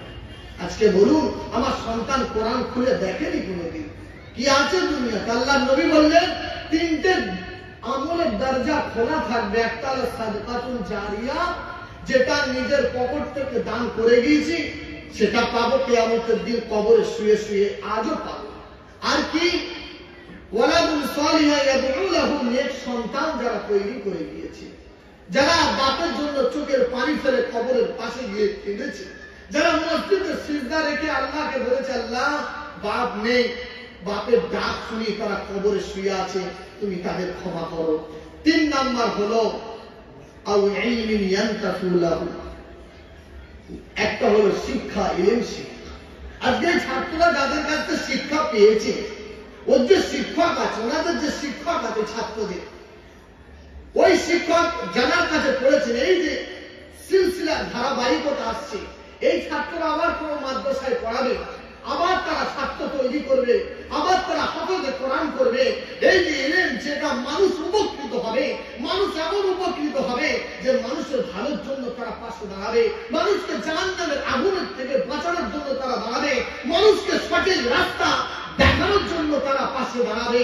এই এলেনটা কাল কিয়ামত পর্যন্ত যিনি চলে গিয়েছেন, একটু আগে বলছিলেন হাফেজ আব্দুল মরহুম হান্নান সাহেব রহমাতুল্লাহ আলাইহি কবরবাসী হয়েছেন। খোদার কসম, তারা ছাত্র তো হাজার হাজার ছাত্র আছে, যত ছাত্র মাদ্রাসায় পড়াচ্ছে, যত ছাত্র কোরআন তেলাওয়াত করবে, যত ছাত্র কোরআন দেখবে, সমস্ত সওয়াবের একটা অংশ হাফেজ আব্দুল হান্নান সাহেব রহমাতুল্লাহ আলাইহি কবরে শুয়ে শুয়ে পাবে। বলুন না সুবহানাল্লাহ। আমরা কি এলেন শিখিয়েছি, আমরা কি করে গিয়েছি যেটা কবরে শুয়ে শুয়ে পাবো? তিনটের মধ্যে তো আমাদের কিচ্ছু নেই, তিনটের মধ্যে খালি আছে। কিয়ামতের মাঠ বড় কঠিন জায়গা। কেমন মাঠ? আল্লাহ পাকের কোরআন বলছে, ইয়াউমা ইয়াফিরুল মারউ মিন আখি ওয়া উম্মিহি ওয়া আবিহি ওয়া সাহিবাতিহি ওয়া বানিহি। কিয়ামতের মাঠ বড় ভয়ঙ্কর জায়গা। কিরম ভয়ঙ্কর জায়গা? বাচ্চা মায়ের পাশে থাকবে, মা বলবে বিয়ে হয়নি, বাচ্চা কি করেছেন, মা বলে ডাকবি না। বাপের সামনে সন্তান ঘুরবে, যে সন্তানকে একটু মাটিতে পড়ে গেলে বাচ্চা আব্বার কলিজায় লাগতো, সেই সন্তানের সঙ্গে আব্বা আব্বা বলবে দুনিয়াতে আমার কোনো ছেলে ছিল না। এটাই হলো কিয়ামতের মাঠ। বিবি স্বামীর কাছে যাবে, স্বামী বিবির কাছে আসবে, এসে বলবে আমি তোমার অর্ধাঙ্গিনী ছিলাম, তুমি জান্নাতে চলে যাচ্ছ, আমি ফেসে গিয়েছি, আমাকে কিছু দাও না। বলবে বিয়ে আমি করিনি, দুনিয়া জিন্দেগিতে বিয়ে আমার হয়নি। মুসলমান চিন্তা করে দেখি, কোন কিয়ামতের মাঠ? মাটি পুড়ে টানা হবে, মাথার উপরে সূর্য থাকবে একার উপরে, ঘিরুগুলো টকবক টকবক করে ফুটবে। আল্লাহ বাঁচাও, রব্বি নাফসি নাফসি রব্বি হাবলি নাফসি রব্বি হাবলি নাফসি। আল্লাহ বাঁচাও, আল্লাহ আল্লাহ বাঁচাও, আল্লাহ আল্লাহ বাঁচাও, আল্লাহ বাঁচাও। এটা হলো কিয়ামতের একটা কঠিন মাঠ। এ মুসলমান চিন্তা করে দেখি, এই কিয়ামতের মাঠ এত ভয়ঙ্কর জায়গা। আল্লাহ পাক এই ভয়ঙ্কর মাঠে, ভয়ঙ্কর জায়গা থেকে একদল হাফেজকে বলবে ইকরাউ লিসাহিবিল কুরআন ইকরা ওয়ারতাকি ওয়ারাত্তিল কামা কুনতা তুরাত্তিলু ফিদ দুনিয়া ফাইনাল মানজিলা ইনদা আখিরি আয়াত তাকরাউহা। এত কঠিন জায়গা, এত কিয়ামতের মাঠ কঠিন জায়গা। এই রকম জায়গা থেকে আল্লাহ পাকের এলান হবে, ও হাফেজে কোরআনেরা, তোমাদের কোনো ভয় নাই, তোমাদের কোনো হিসাব নাই, এসো আমার সামনে এসো। আল্লাহ কি বলবো, কি আছে, আল্লাহ কি তকদিরে আছে? বলছি কোরআন পড়ো। আল্লাহ আজকে দিনে কোরআন পড়ো, বলছে হ্যাঁ কোরআন পড়ো। ইকরা ওয়ারতাকিল ওয়ারাত্তিল। তোমরা যেমন দুনিয়াতে কোরআন পড়েছিলে, আজকে আমি আল্লাহ তোমাদের কোরআন পড়ার অনুমতি দিলাম, তোমরা আজকে কোরআন পড়ো আমার সামনে।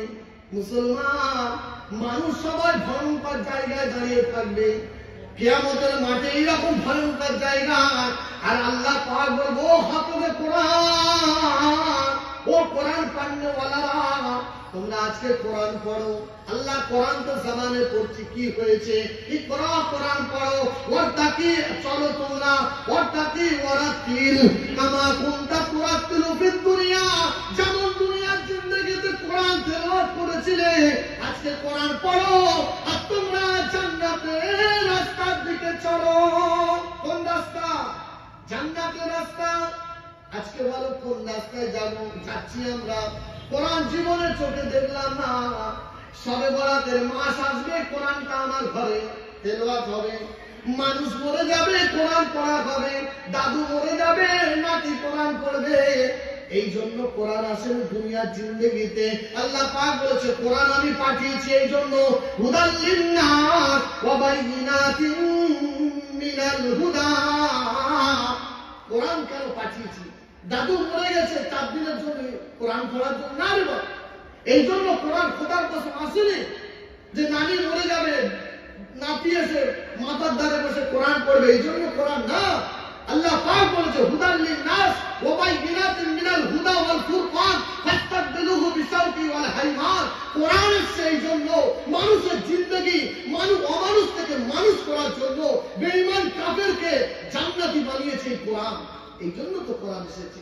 আজকে কোরআন আমরা 4 দিনে ইসালে সওয়াব, নানা মরে গেছে ছুটে গ্রামের লোক এসে মাথার ধারে কোরআন পড়ছে, এই জন্য কোরআন নয়। আমরা কোরআনকে কয়েকটা জিনিসের মধ্যে সীমাবদ্ধ করেছি। শবে বরাতের মাসে কোরআন, দাদু মরে গেলে তো এই জন্য কোরআন নয় বাবা। কোরআন এসেছে খোদার কসম। আল্লাহ পাক বলেছেন হুদাল লিন্নাস, মানুষ জিন্দেগিতে হেদায়েতের রাস্তা অর্থাৎ জান্নাতি বানানোর জন্য কোরআন আমি আল্লাহ দুনিয়াতে পাঠিয়েছি। ওই জন্যই কোরআন। আল্লাহ পাক কিয়ামতের দিনে বলে যাও জান্নাতে যাও। বলছে আল্লাহ আমরা জান্নাতে যাব? বলছে হ্যাঁ তোমরা জান্নাতে যাও, তোমাদের কোনো ভয় নেই, যাও জান্নাতে যাও। কি দিন বলুন তো, এত কঠিন দিন, এত কঠিন জায়গা। এই রকম জায়গায় যারা সুপারিশ পাচ্ছে যে তোমাদের কোনো ভয় নেই, তোমরা কোরআন পড়ো আর জান্নাতে যাও। বলুন তো কি এর থেকে বড় পাওনার কিছু নেই? খোদার কসম এর থেকে বড় পাওনার কিছু নেই। মানুষ যদি পেরেশানিতে থাকবে, মানুষ যদি মুসিবতে থাকবে, আর আল্লাহ পাক হাফেজে কোরআনকে ডেকে বলবে তোমরা কোনো পেরেশানি নয়, তোমরা জবানে কোরআন পড়ো আর তোমরা জান্নাতের রাস্তায় চলো, তোমাদের ঠিকানা সেখানে হবে, তোমাদের কোরআনের আয়াত যেখানে শেষ হবে। বলুন না সুবহানাল্লাহ। আজকে বলুন কি সুপারিশ? আল্লাহ পাক বলেছে হাফেজে কোরআন যারা কোরআন পড়েছে কি আল্লাহ পাক বলেছে কল লিসাহিল কুরআন। আল্লাহ পাক মান কোরআন কুরআন এই হাদিসটা হযরত মুআজ রাদিয়াল্লাহু তাআলা বর্ণনা করছেন। আন মুআজ রাদিয়াল্লাহু তাআলা আন নবী সাল্লাল্লাহু আলাইহি ওয়াসাল্লাম মান কোরআন কুরআন ওয়া আমিলা বিমা ফীহি উলবিসা ওয়ালিদা। আল্লাহ নবী সাহাবী হযরত মুআজ রাদিয়াল্লাহু তাআলা আনহু হাদিস বর্ণনা করছেন। কি হাদিস? আল্লাহর নবী হাদিস বর্ণনা করছেন। ও আল্লাহর নবী আপনার জবান থেকে আমরা যে হাদিসটি পেয়েছি মান কোরআন কুরআন ওয়া আমিলা বিমা ফীহি উলবিসা, সেদিন হাফেজে কোরআনকে ডাকা হবে। ও হাফেজে কোরআনেরা, শুধু তোমরা জান্নাতে যাবে না, শুধু তোমরা জান্নাতে যাবে না, এসো এসো এসো। ও আল্লাহ আমরা তো জান্নাতে প্রবেশ করছি না, এমন কি হলো পিছন থেকে আপনি ডাকলেন? বলেন না না না, শুধু তোমরা জান্নাতে যাবে না, এসো আমাদের কাছে এসো, এসো আমার কাছে এসো। আল্লাহ কি হয়েছে? বলছে বিমা ফীহি উলবিসা ওয়ালিদা, তোমাদের বান্দা কি দুনিয়াতে ছিল না? বলছে আল্লাহ অবশ্যই আমাদের পিতামাতা একজন ছিল, আমাদের জনম দুকুনি মা ছিল, আমাদের জন্মদাতা পিতা ছিল আব্বা, অবশ্যই আমাদের আব্বা মা ছিল। বলে তাদের ছেড়ে তোমরা কি করে জান্নাতে যাচ্ছ বলো? বলে আল্লাহ অবশ্যই তাদেরকে খুঁজবো নাকি ডাকবো নাকি? ডাকো ডাকো তাদেরকে ডেকে আনো। বিমা ফীহি উলবিসা ওয়ালিদা, তার জানিয়া ওয়াল কিয়ামা, তাদেরকে ডাকো ডাকো ডাকো, তাদেরকে ডেকে আনো ডেকে আনো। আল্লাহ পাক অনুমতি দিয়েছে হাফেজে কোরআন গুলো যাবে আর বান্দাকে ডেকে আল্লাহর সামনে বলবে আল্লাহ এইটা আমার মা, এটা আমার আব্বা, এটা আমার জনম দুকুনি মা। যখন এই হাফেজে কোরআন গুলো মাকে মা বলে ডাকবে, চোখের পানি মার পড়বে। বলে মা তুমি কাঁদছো কেন? মা তুমি কাঁদছো কেন? বলে মা তুমি কাঁদবে না, মা তুমি কাঁদছো কেন? বলে বাবা এই জন্য কাঁদছি, আমার আরো 4টে ছেলে ছিল যাদের কাছে আমি গিয়ে বলেছি আমি তোর মা, তারা ছুটে পালিয়েছে, বলেছে না তুমি আমার মা নয়, তারা আমার ছেড়ে পালিয়ে চলে গিয়েছে, তুই আমাকে এসে মা বলে ডাকছিস। বল বাপটা কি হয়েছে? বলে আল্লাহ তোমাকে ডেকেছে, বলে কেন জাহান্নামে যাবো নাকি? বলে না না, আল্লাহ তোমাকে ডেকেছে, চলো জানি না কি হবে। বাপকে ডেকে নিয়ে যাচ্ছে, মাকে ডেকে নিয়ে যাচ্ছে, আল্লাহর সামনে নিয়ে বলছে আল্লাহ এটা আমার অধম মা, এটা আমার অধম পিতা আব্বা। বলে কি হয়েছে? বলছে আল্লাহ পাক বলে ওয়ালিদাউ তাজানি আমল কিয়ামা, আজকে তোর পিতা মাতার মাথাতে আমি আল্লাহ নূরের তাজ পরাবো। বলুন সুবহানাল্লাহ।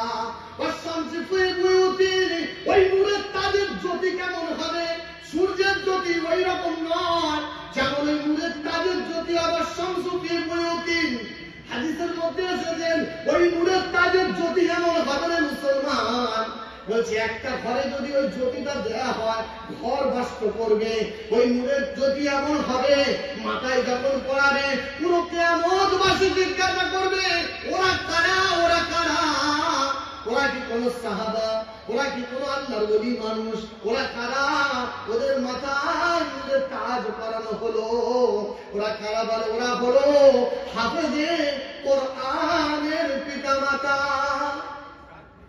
কি সৌভাগ্য বলুন না, কি একটা দিন আছে কিয়ামতের দিন, মুসিবতের দিনে যদি আল্লাহ পাক তার নিজের সামনে ডেকে এনে আমার মাথায় নূরের তাজ পরায়, এর থেকে সৌভাগ্যের দিন আর কিছু নেই।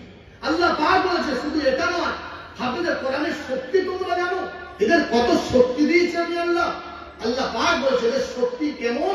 বলছে এদের শক্তি মান কোরআন কোরআন ফাস্তাগফারাহু, এদের শক্তি হাদিসের মধ্যে ওখানে ওই পরের হাদিসটা বলছে মান কোরআন কোরআন ফাস্তাগফারাহু, ওই হাফেজ সাহেবদেরকে ডেকে বলা হবে ও কোরআন পড়নে वाला এসো ফাস্তাগফারাহু বাবে ইস্তিগফার জাবানিয়াত করনা।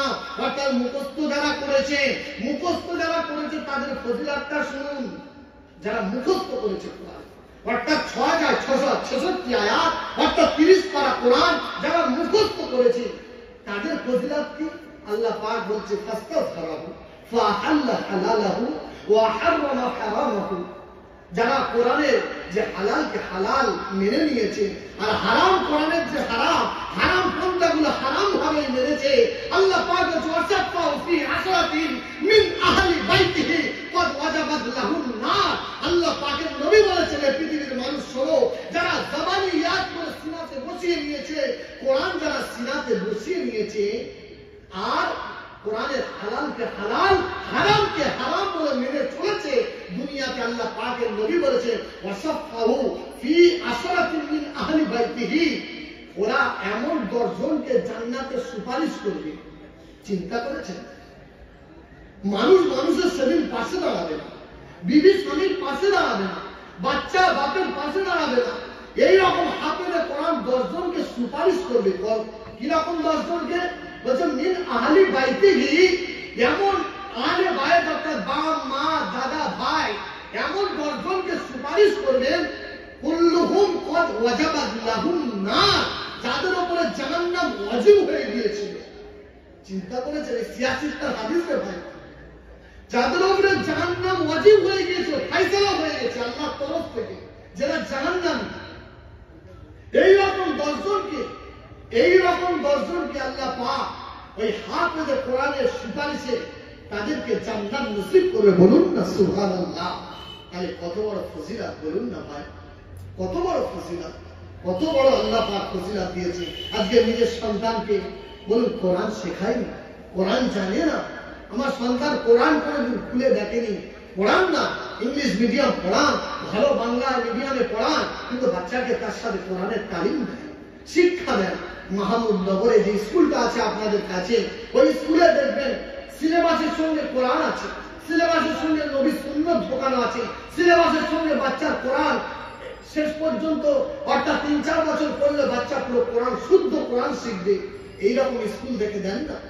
যেমন স্কুলে দেবে যেখানে আমার ঘরের মেয়েগুলো স্কুলে যাচ্ছে এই তো ছোট ফ্রক পরে যাচ্ছে, একটা মেয়ের ফরজ হলো, একটা মেয়ের পর্দা করা হলো ফরজ জিনিস, তার পর্দা করা ফরজ।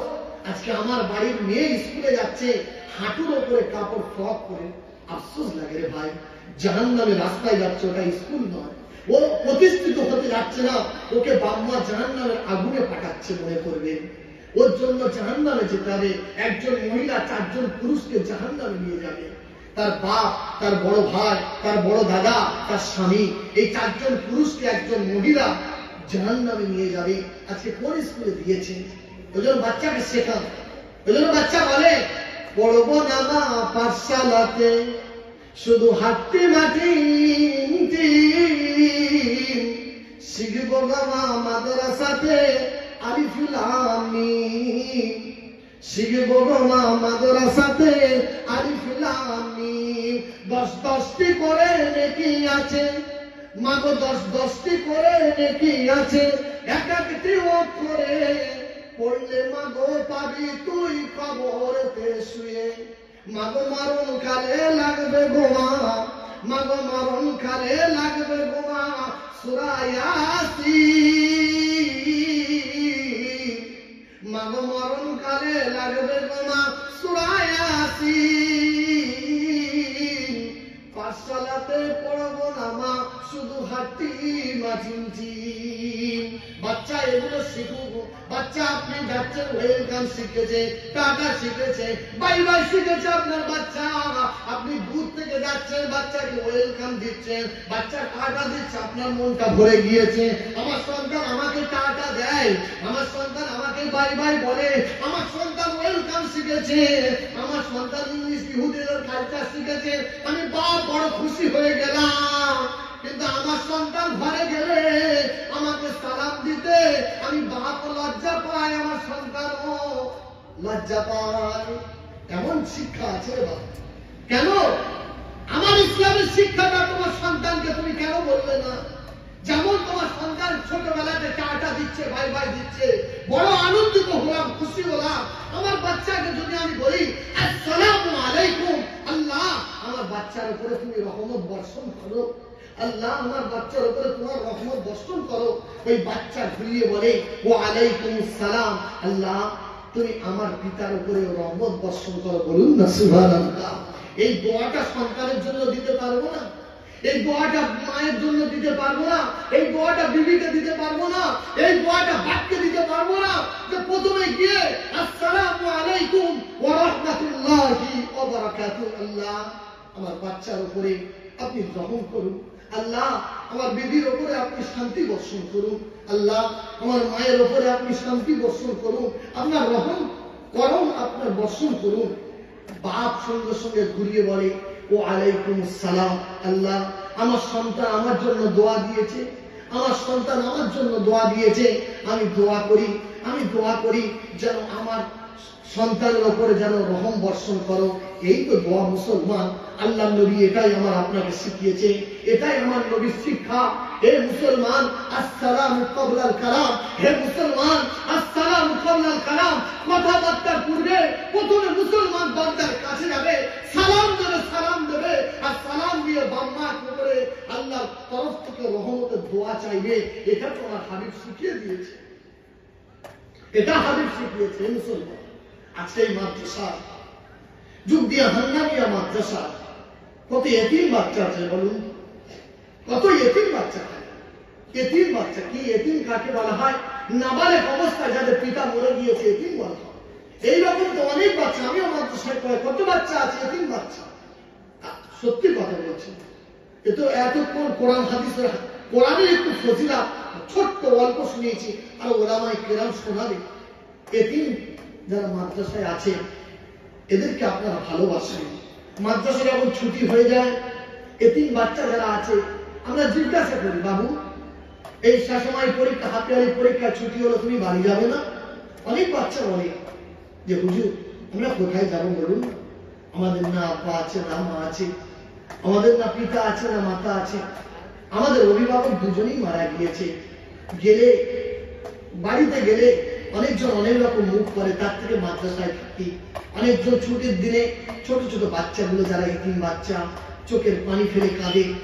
হুজুর আর জিজ্ঞাসা করে, বাবু কাঁদছো কেন? বলে হুজুর সবাই কত খুশি করে বাড়ি যাচ্ছে, আল্লাহর কসম এতিমের চোখের পানি দেখলে চোখে পানি এসে যায়। বলে কত ছোট ছোট বাচ্চারা হেসে খেলে বাড়ি যাচ্ছে, হুজুর আমাদের তো বাড়িতে কেউ নেই, তাই মাদ্রাসায় আমরা পড়ে থাকি। আপনারা চোখ দিয়ে হান্নানিয়া মাদ্রাসায় এসে দেখবেন ছুটির পরেও কত বাচ্চা থাকে। কেন বলুন তো? খোঁজ নিয়ে দেখবেন ওদের মা নেই, বাপ হয়তো দ্বিতীয় বিয়ে করেছে, ঘরে যেতে দেয় না, বাচ্চাকে গেলে কষ্ট পায়, তাই তারা বাড়িতে যায় না। এই এতিমগুলোকে আপনারা ভালোবাসবেন, ভালোবেসে আসছেন এতদিন, আপনারা প্রাণ খুলে এদের জন্য ভালোবাসবেন।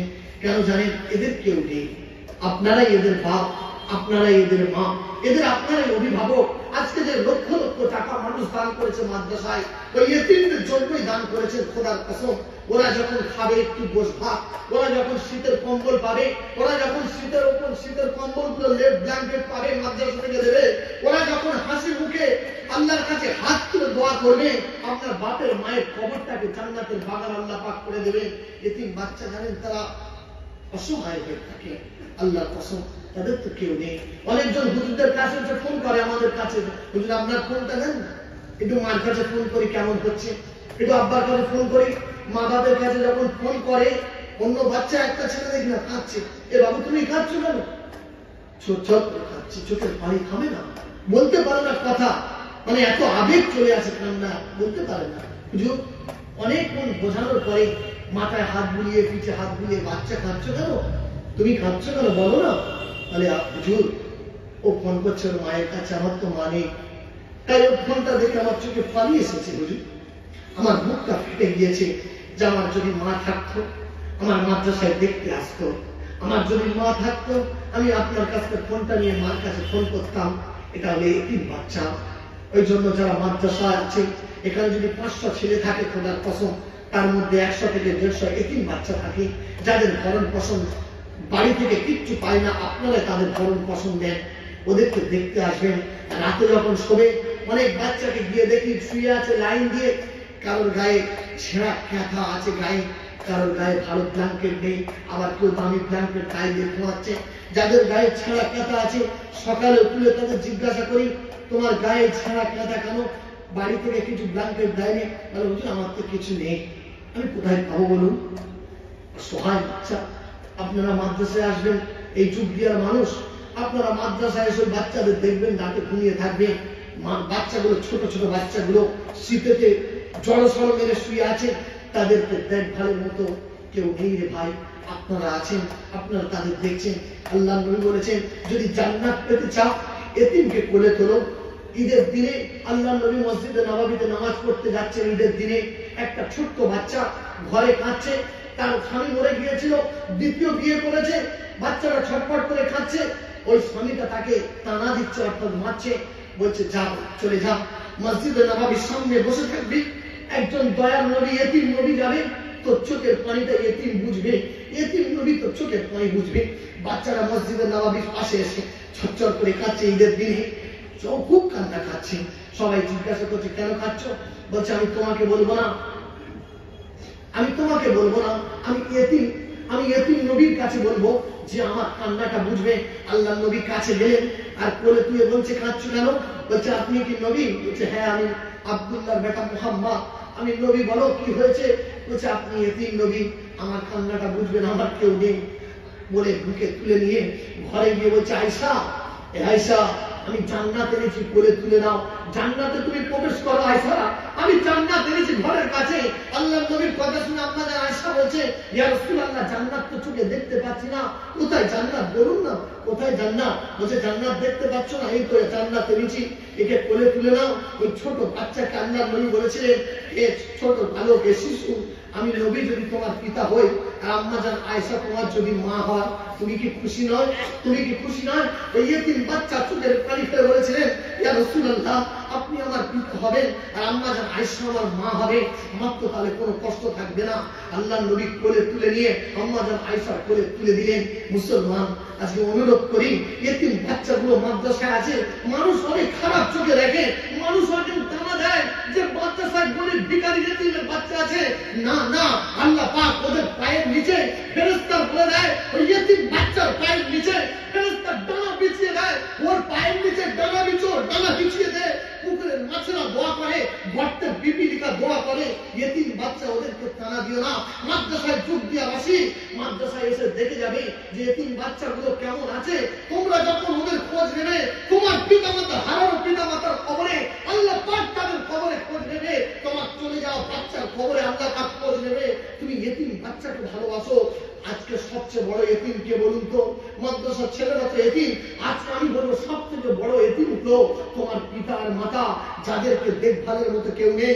বাম্মার ভাত দেওয়ার জন্য পঞ্চায়েতে বিচার হয়, বাম্মার ভাত দেওয়ার জন্য মেম্বার বিচার করে না। ভাই দুটো হাত পা জোরে ধরে যায়। তোমার বাম্মা যেদিন তোমার নানার ভাত থেকে এসেছে সব ছেড়ে এসেছে, তারা চলে গিয়েছে, তারা দুনিয়া থেকে সবাই চলে গিয়েছে। আজকে অসহায় তোমার একা আছে, বলে তাদের দুটো মুঠো ভাত দিতে, তারা তো এতিম রে ভাই, তাদের তো কেউ নেই, তাদের এক মুঠো ভাত দিতে এত কষ্ট কিছু নাই। ওই জন্য আল্লাহর নবী বলেছেন, বাপ হলো তোর কাবা শরীফ, মা হলো তোর মদিনা। বাপ হলো তোর কাবা শরীফ, মা হলো তোর মদিনা। এই দুজনা নারাজ হলে তোর জান্নাতে যাওয়া হলো না। হজ করবি তুই বছর বছর, হাজি নাম তোর বুঝবে না। আর কিয়ামতে উঠবি যখন, তোকে হাজি বলে কেউ ডাকবে না। কিয়ামতে উঠবি যখন, তোকে হাজি বলে কেউ ডাকবে না। ওই জন্য পিতা মাতা যাদের বেঁচে আছে তাদেরকে আপন করুন। এতিম বাচ্চা মাদ্রাসায় আছে তাদেরকে ভালোবাসুন। আর কোরআন, আল্লাহর নবী প্রথম বলেছি দুটো জিনিস রেখে গিয়েছেন, একটা হলো আল্লাহর কোরআন আর একটা হলো আমার নবীর আদর্শ জিন্দেগি। এই দুটো জিনিস আমরা আমাদের মধ্যে আনি, খোদার কসম এই দুনিয়া আখিরাতে কামিয়াবি হবই।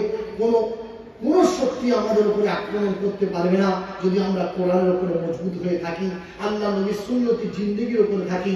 আমাদের ইহকাল এবং পরকাল আল্লাহ পাক সময় এবং সুখময় একটা জিন্দেগি করবে। আল্লাহ পাক সবাইকে শোনা বলার থেকে বেশি বেশি আমল করার তৌফিক দান করুন। আমিন। ওয়া আখির দাওয়ানা আলহামদুলিল্লাহি রাব্বিল আলামিন।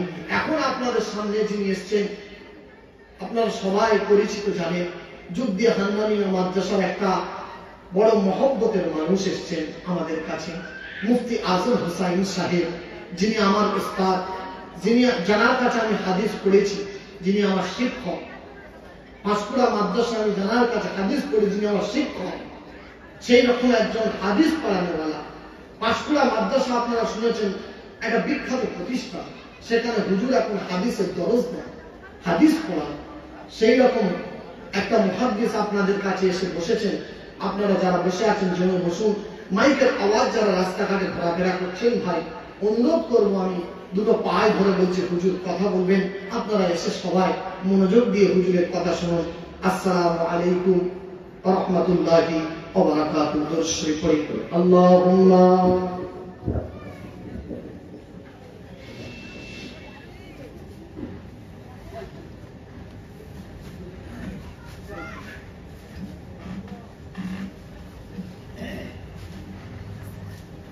Thank you.